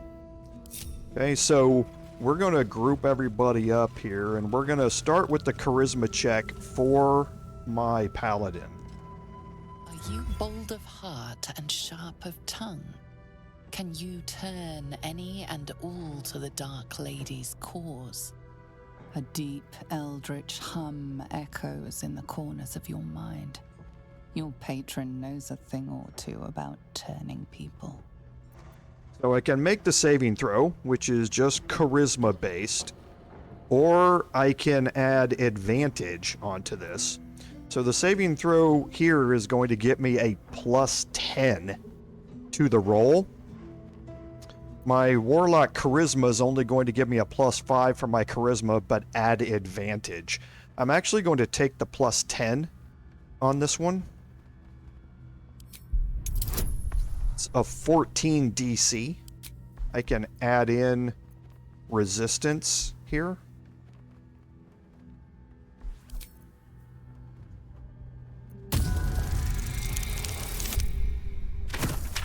And I needed every one of those points.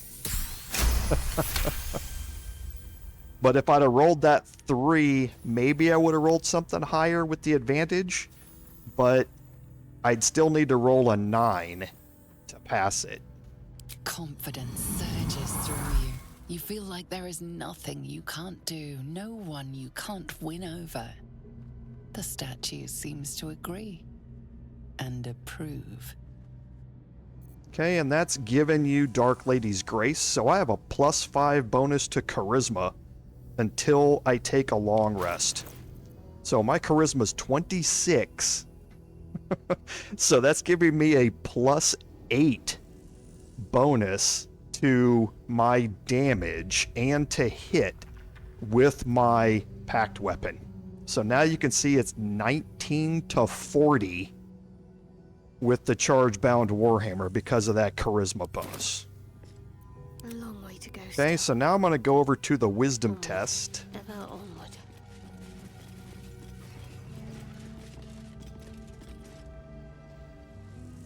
Yes, which is this one. Do you think yourself wise enough to be granted Shah's blessing? Okay, so now I have a cleric saving throw, which I'm going to have advantage on, and it's going to give me +9. The cleric of Shar A warm swell just gives rises it to you automatically. Acceptance. You are worthy. Okay, and that's going to give me a +5 bonus to wisdom. So I'm at I'm at 23, which is a +6 to all of my spell DCs and damage that I'm going to hit. And now intelligence based. Around, so might as well, of course.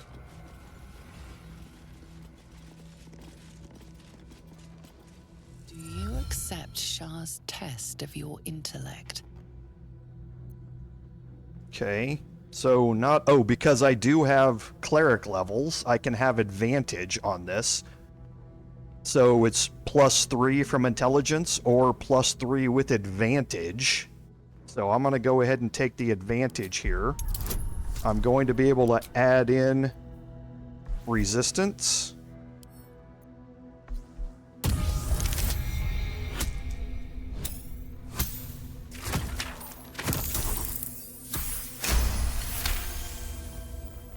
You feel a small pulse of energy race up your spine, and a strange sensation of acceptance. Okay, and once you pass all 3 of them, that's going to open up this back door, and now Gale has a +5 bonus to his intelligence until the next long rest. What am I to do? So now we're going to go in I'll take here. This way. And here we have another Sharran altar with the ritual dagger of Shar on it.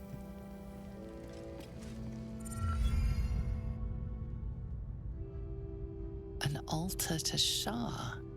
It appears to seek prey and a blood offering. Your blood. Okay, so I do have a Cleric of Shar option here.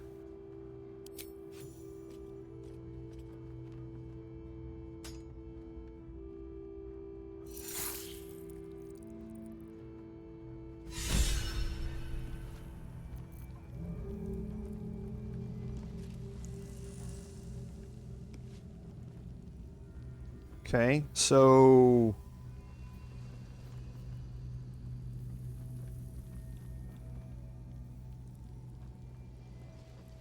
that was covered up. I couldn't see.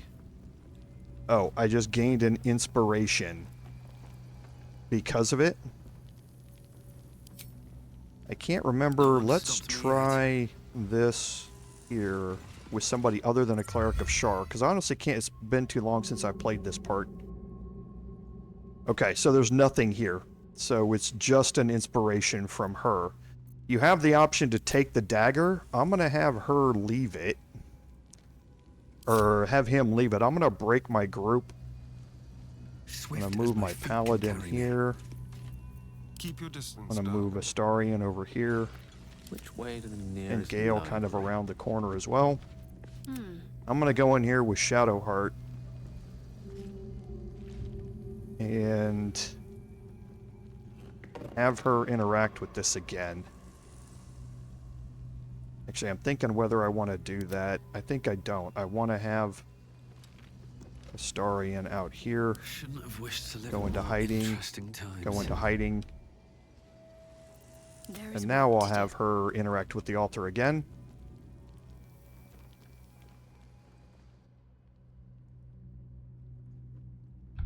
Okay, and now we're going to take the dagger.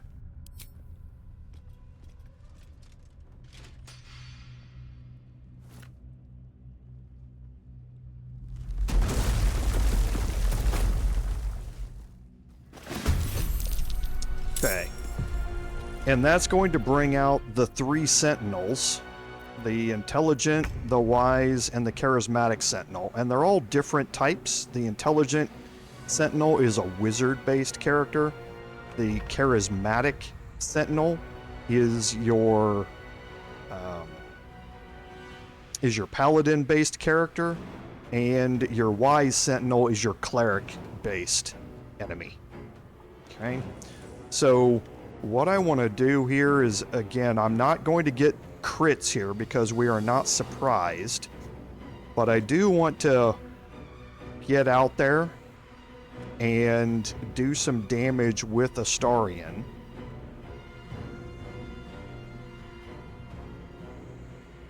Sounds like fun. Okay, so I'll get my sneak attack, get my second attack. I don't need to use Luck of the Far Realms. I'll use my offhand attack. Actually, I didn't want to do that. And then I'll use my Dread Ambusher. Okay, and missed. So, Astarion is going to be the one to take the attack here from the Intelligent Sentinel. And we'll see how this plays out. Okay, so Melf's Acid Arrow. Not a problem. Melf's Acid Arrow is level 2. So I could counterspell this with Gale and use a level 3 spell slot. I think that's okay. So yeah, we'll counterspell that with Gale. That's going to bring Gale in to combat. Okay, and now Shadowheart is going to do what Shadowheart does. So we're going to drop this a little bit farther back in here. And I don't want to cover up the torches. I want them to stay active, and I want the acid surface out here. So again, I'm watching the 2 torches right there.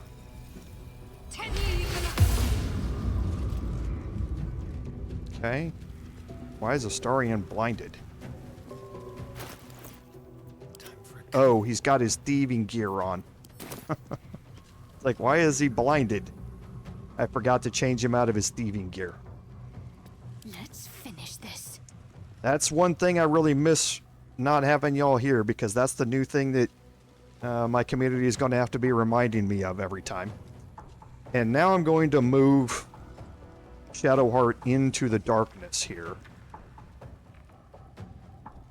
I want to leave room for Astarion to get by. Nothing will stand in my way. So our Paladin, we're going to move up a little bit and see what damage we can do against the Sentinel. 95% chance to hit. Okay, we will drop a Divine Smite here.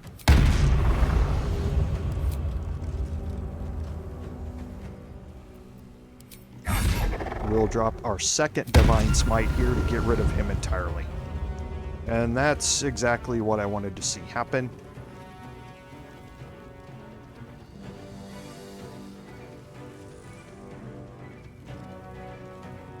He's the real dangerous one with his Divine Smites.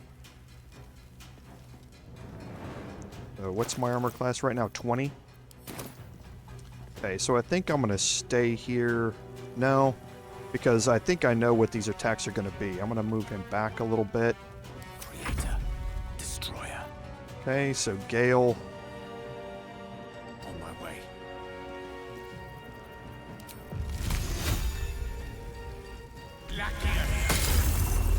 Okay, so missed. Just gonna move Gale back a little bit. And now the wise Sentinel's gonna get a turn. Stay focused. I want to leave... Actually, we'll pull Shadowheart back just a little bit so that Astarion can get... Nah, he'll be able to walk around this way, so I think that's fine. Now we can move her over here.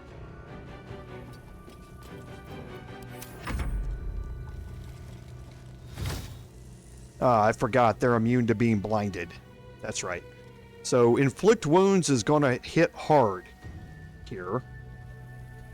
It is a melee attack roll. So we don't know if it's going to hit or not, but if it does hit, it's going to hit pretty hard. Okay, but you missed. Okay, so Astarion's going to get his attacks in, and I don't... Because this has got to be on a humanoid creature. This is a living shadow, right? Yeah, this is undead, so it's not going to work on him. So we still got an 81% chance to hit with disadvantage.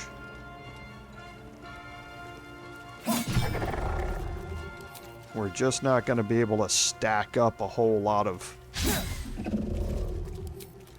additional damages here. Now this is going to invoke an attack of opportunity, possibly?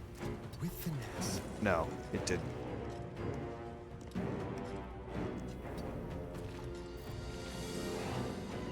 Okay, so now the Intelligent Sentinel's going to get a shot, and my guess is that we might see something like a fireball here or something like that.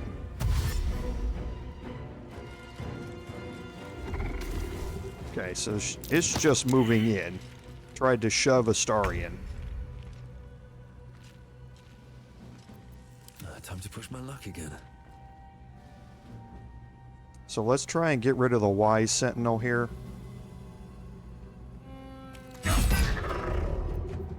Not going to spend a Divine Smite on this.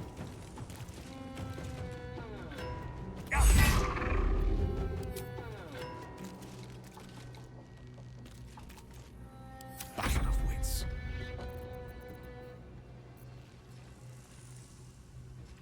Okay, and because they've closed the range here,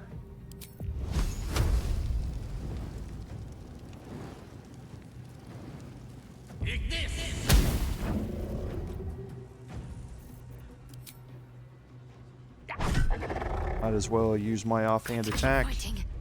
Now Shadowheart here.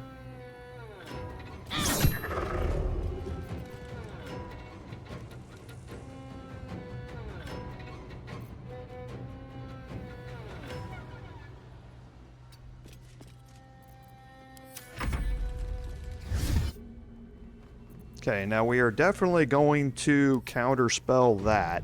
Spirit Guardians is level 3, so I can counterspell it again at level 3 with Gale. We definitely don't want that thing going off.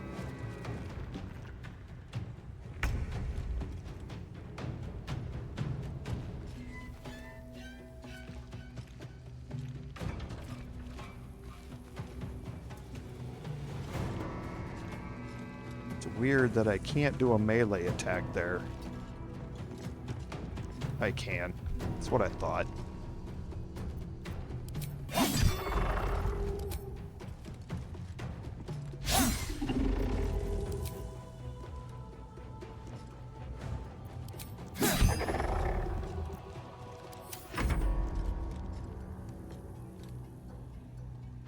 Okay, used a main hand attack on Shadowheart. Rolled a 22, or they rolled an 18. Let's pop Warding Flare here. Okay.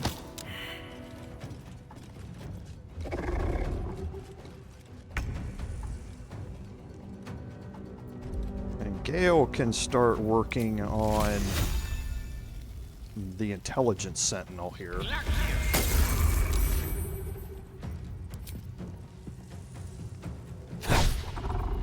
Another fight. Let's go.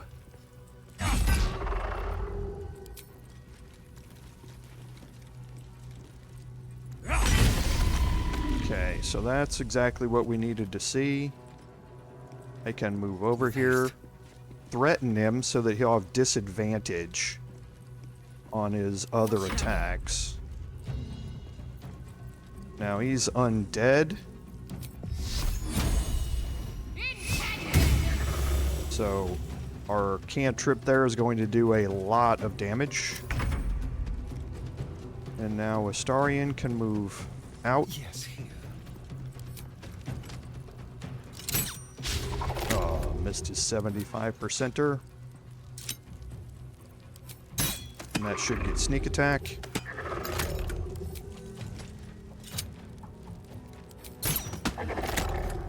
Now he can move back into the darkness just in case there's some sort of ranged spell attack coming. Not too worried about Melf's acid error. Well, 8 to 32. Oh, because... No, that's the delayed reaction. So yeah, 5d4 is what we're going to get here. Okay, so it didn't even land because of the sonic backlash. What's next, I wonder? Never a dull moment. Okay, so now we can... Can't slow down. We really did that for the XP. Let's have a look.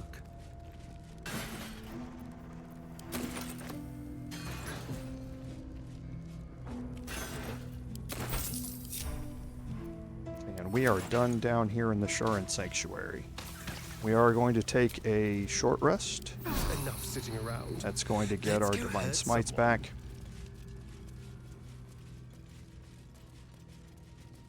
I'll give it a shot.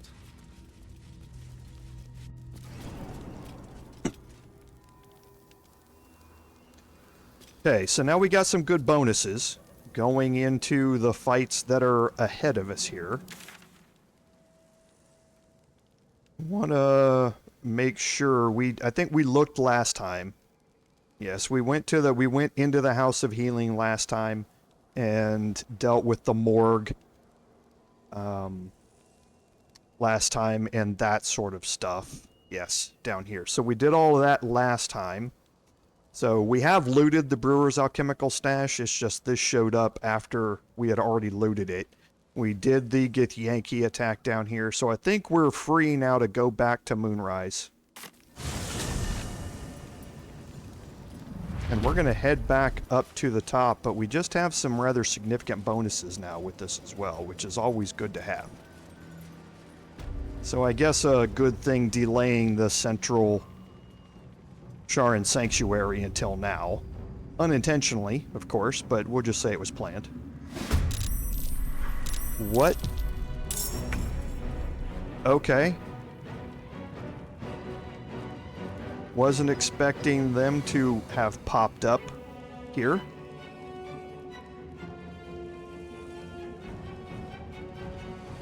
Okay. Well, it shouldn't be that difficult here. Yes.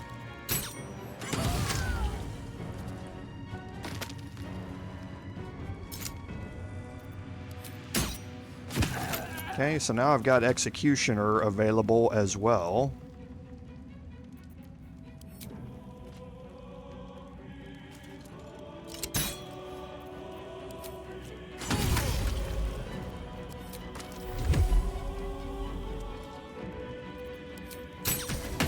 Don't worry, we'll just let Astarion handle it. We're good. Really have no idea why they are there. Because we've already gone through all of this.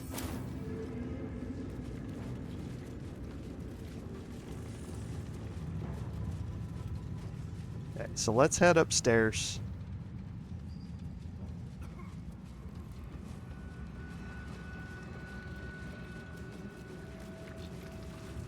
And we will head through the ornate door to the roof.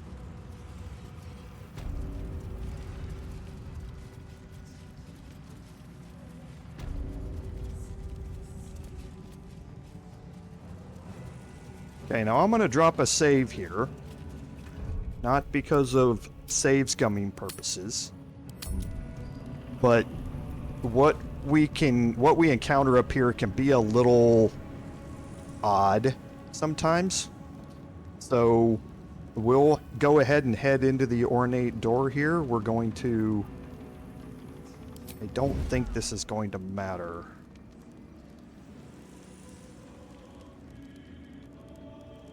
I'm trying to remember.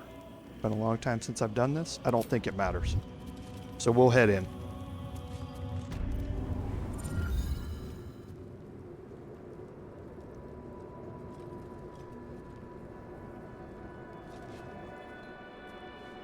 You. What have you done? What have you done to me? Okay, so you have a persuasion and intimidation option down here. These are actually very important, especially in honor mode. If you pass, if you try and convince Ketheric that he's done the wrong thing and that he can redeem himself, you are still going to have to fight Ketheric here. However, you can avoid a fight with Ketheric again later if you pass these persuasion checks. All right, and that's what we're going to try and do here. So a DC of 10, we can only fail with a nat 1. Trying to fail it. That extra bonus to charisma comes in huge up here. There is no redemption, can't you see? It is too late. If Melodia could see all I've done, she'd know. She'd know her husband died long ago with Isabel. Unlike Isabel, he could not be brought back.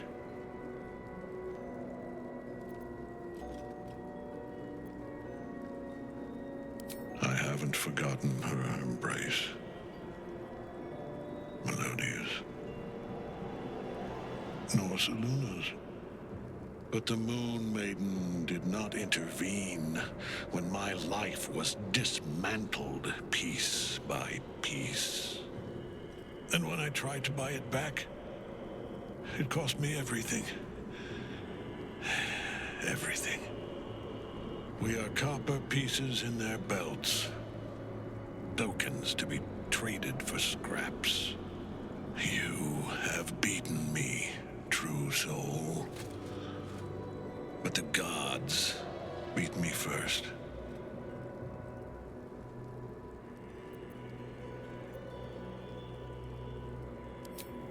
I am the chosen. The chosen. Did you know that? I gave up everything. My family, my life. I cannot stop here. I must finish what I started. One way or another. Do what I say.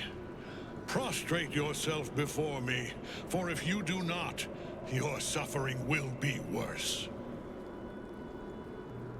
It is better that you bow. Do you hear me? Bow!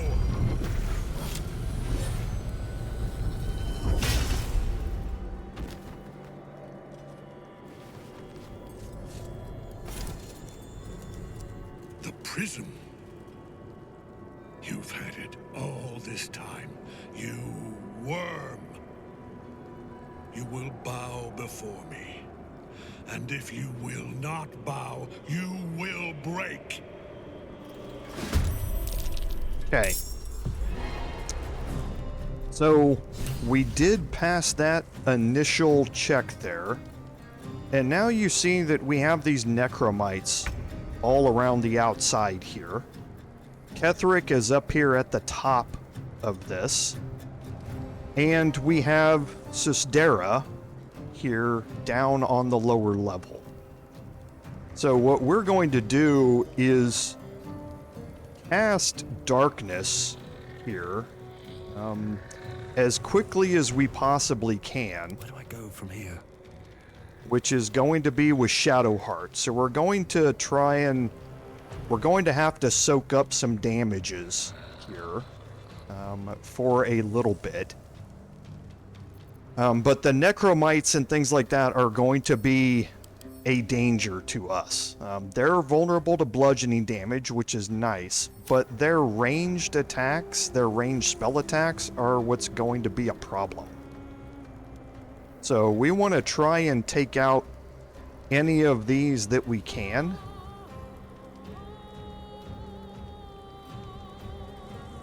And I'm going to let my Paladin move up here and take the brunt of these. Best be on my way.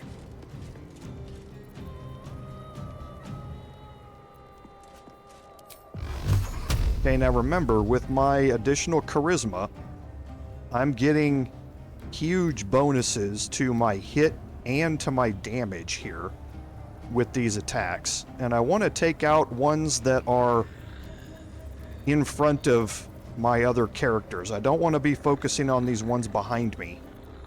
I want to be focusing on these ones in front of me. I'm not worried about Ketheric yet. So, if you examine Ketheric, he's a Paladin. He's a level 11 Paladin, so he's got Aura of Protection, so he's got a +5 bonus on saving throws, and he's got Aura of Hate, so any of nearby undead are going to be doing an additional 5 bludgeoning damage to me. When you look through his other things here, though, he's got an improved Divine Smite, so he's going to be doing an additional 1d8 damage. You can't polymorph him into a sheep because he has +5 bonus to saving throws against those type of spells, or that they have no effect. If you try and banish him, he's got a +5 bonus to the saving throw against it. He's got Dark Vision and Arcane Enchantment, but you see the one thing he doesn't have? He can't see in darkness. So that's why I'm not too worried about Ketheric, because Shadowheart rolled before Ketheric in this whole thing. So let's try and take out some of the Necromites here. I don't know, 18's a lot for an individual Eldritch Blast to hit, but we'll see.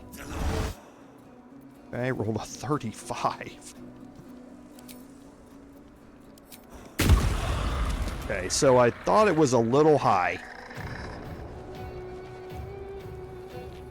Okay, so now we'll move Astarion in here, and we are actually going to want to get our Hex out. Now, everybody up here is going to be... Oh, she does not have any resistances. Is Ketheric resistant to Necrotic? He is. And I believe all of the Necromites are as well. Yeah, because they're undead. So, I can do Hunter's Mark instead. And we'll get that out on Sistera.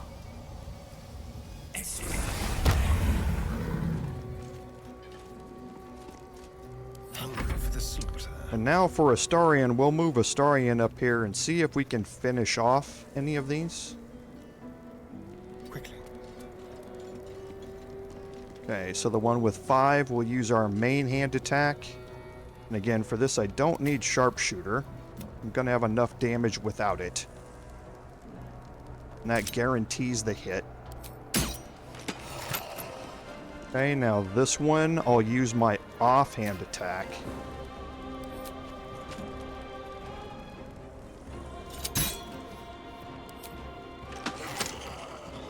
Okay.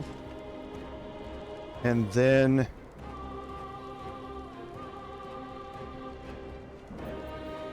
let's use Dread Ambusher here. Rolled a crit. And I'll add the sneak attack crit to it. That kills that one. And now Sistera. Okay, so we can add Executioner here on this to guarantee that this is a crit. And we can add Paralyzing Critical to that.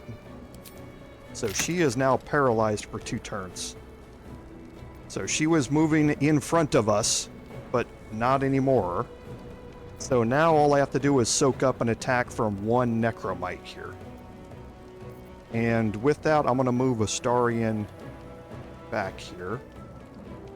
Actually, I'll move him over here. Will I? He's got an 18 armor class. It's going to go up by 1.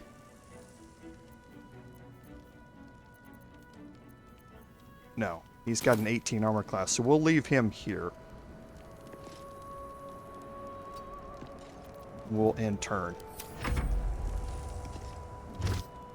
Okay, and this is what the Necromites cast, Reach from Beyond. So it's a cantrip, it's an attack roll. They can use it over and over and over again, and it just stacks necrotic damage on you. It's just not fun. I'm not going to react to this. It's fairly low damaging, and I have improved warding flare here. Perfect. So now Gale, I'm going to move him up to here. See if we can start going after some of the other Necromites here. I don't think we can hit Ketheric from down here. Yeah, we can.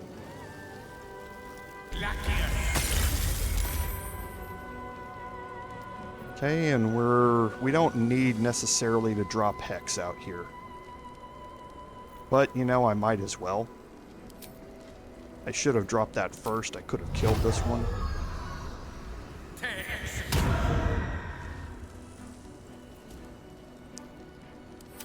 Now, Sostera gets skipped, and Shadowheart gets to move up. On the move. And we're going to drop our darkness. Going to drop it right here so that we blind Sostera as well. And I forgot to change out Astarion's gear again. Jeez. Okay. And now we're going to drop Spiritual Weapon.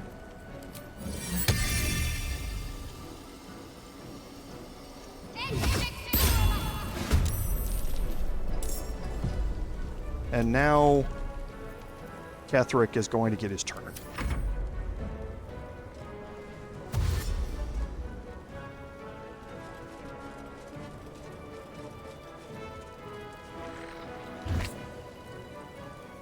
Okay, I'm not worried about the spiritual weapon soaking up damage.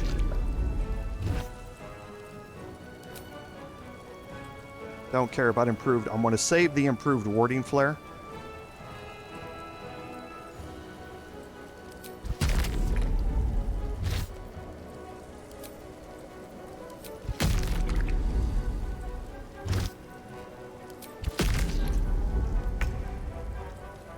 Okay, so let's take this one out.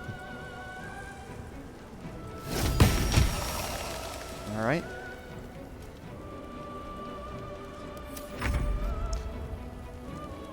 And now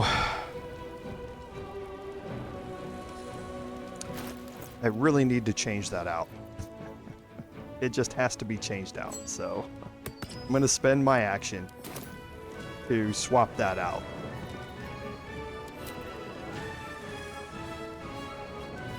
Okay, and I'm going to move him over here.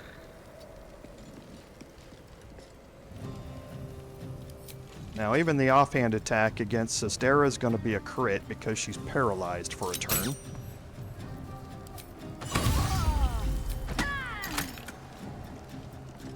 Okay. Never a dull moment. Now my Paladin. So, if I move there, am I still in darkness? I am.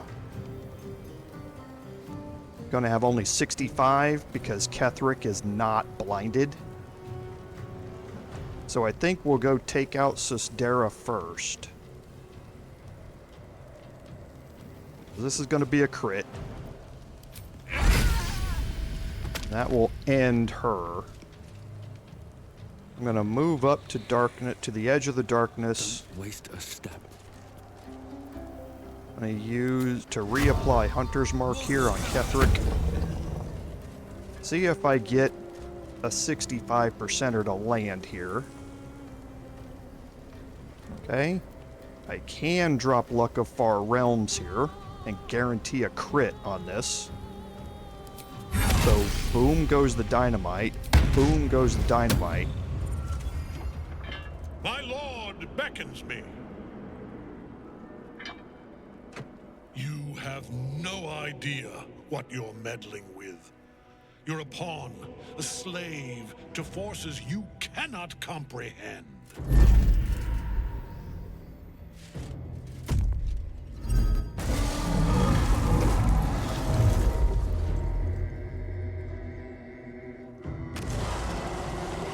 I am the chosen, and you are nothing.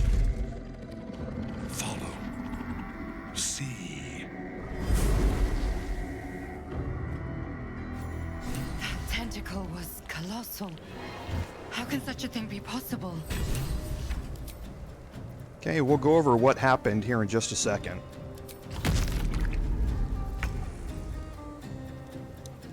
Okay, so we're going to again reapply Hex here. Even though the Necromites are resistant to it.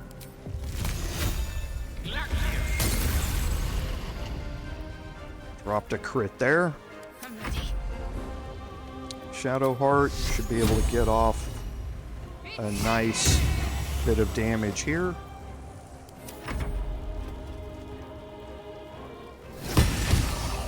Dropped a crit there as well.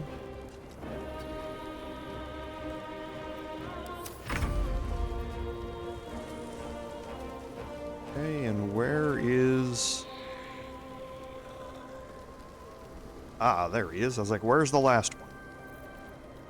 So, Wistarian should be able to get in. With pleasure.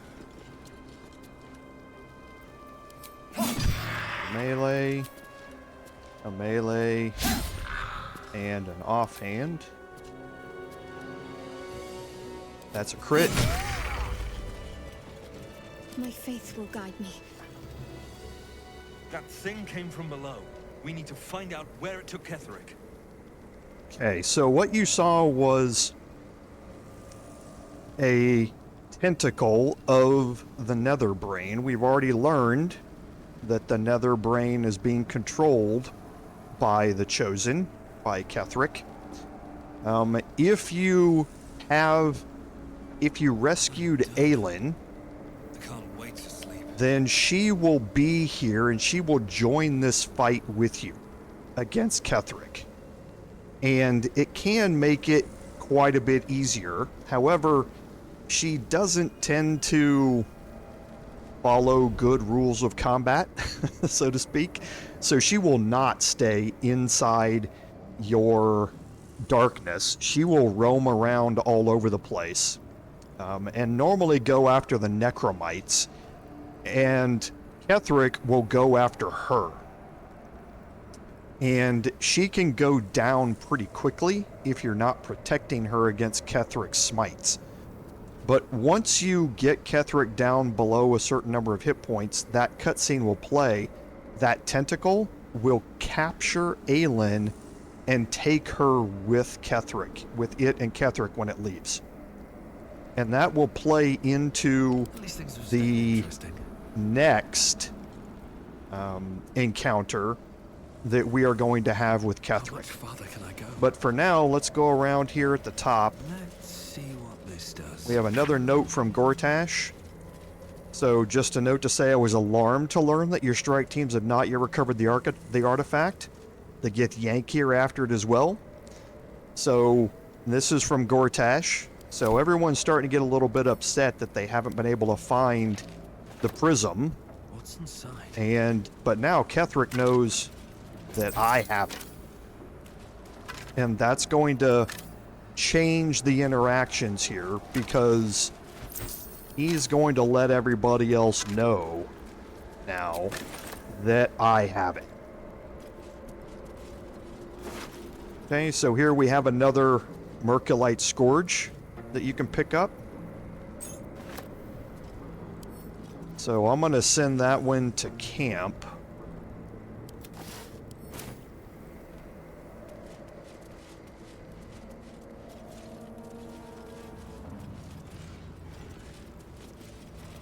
Now we have a heavy chest, and I guess I will put this back on. Let's crack it open. It's an 18 DC here. I'm going to add in guidance. Oh boy. I'm going to have to get a good roll here. It did.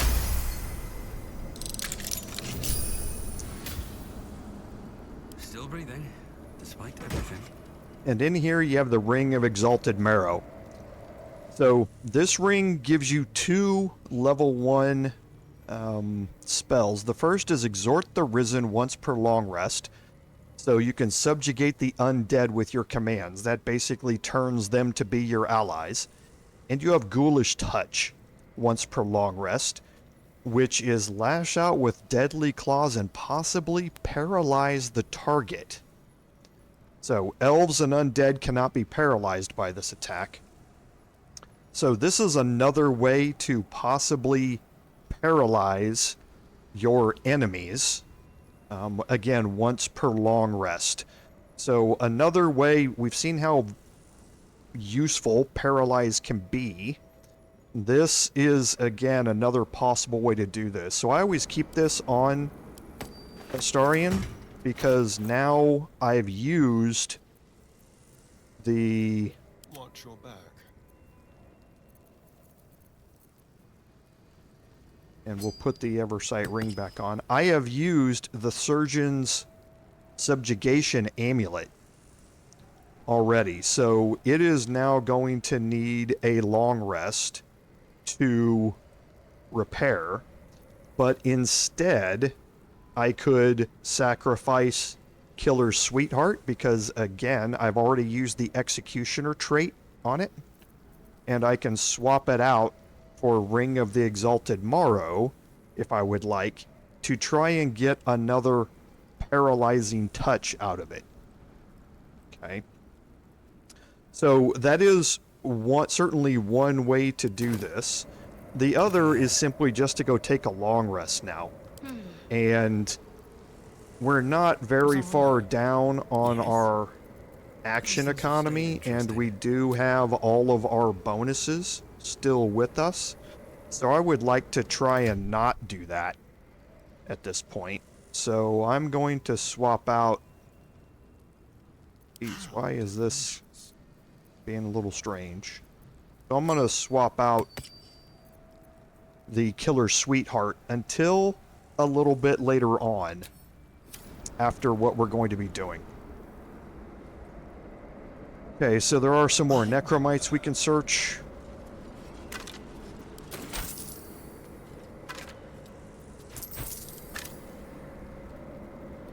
Tread lightly.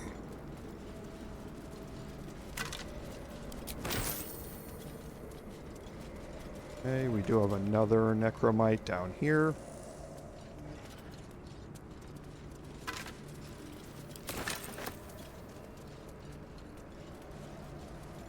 Now here we do have some camp supplies.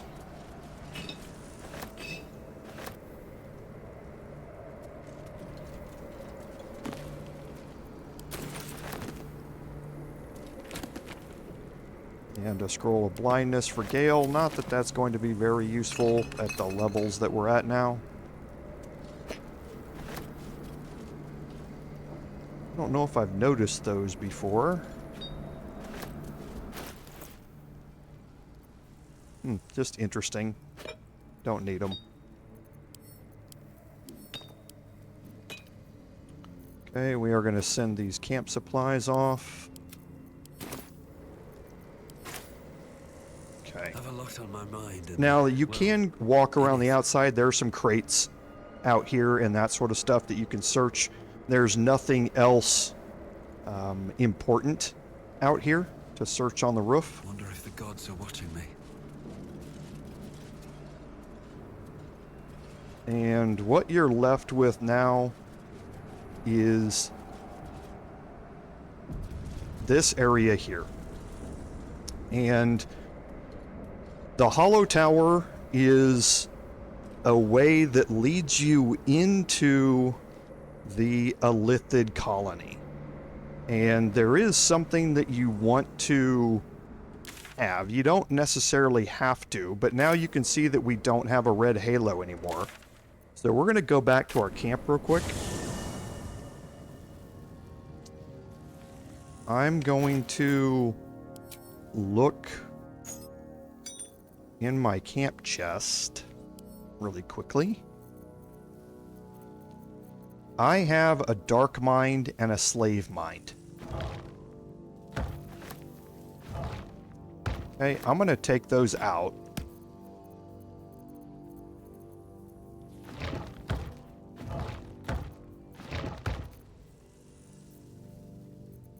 Okay, let me make sure there's nothing else in here I want before I go.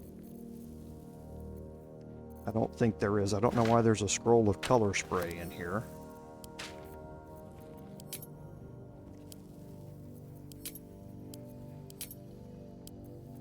Okay, I have dropped off all my gold, well, most of my gold, in here. So let's also drop off the rest of these alchemy supplies. Do I have another alchemy pouch in here? I do.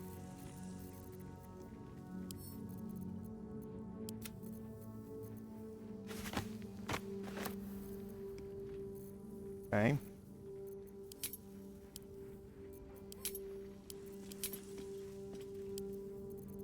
So 2 full alchemy pouches of crafting supplies here, which are going to be extraordinarily useful when we get into Act 3. So I think that's it for now. We do have another backpack here. I'll probably take this, just so that we have another one available for transferring stuff back here.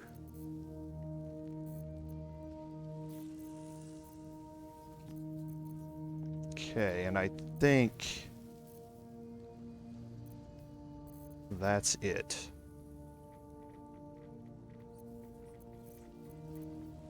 I'm just checking circlets again. I think I'm still fine with all of that. I am using Hunter's Mark quite a bit, but that's just attack rolls. Okay, so I think I'm good. But I want to pick up those 2 mines. You don't have to do those. It just leads to some interesting stuff later on.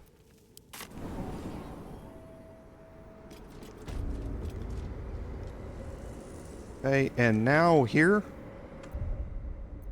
we are going to drop our save. And that will be a great point for us to pick up next week.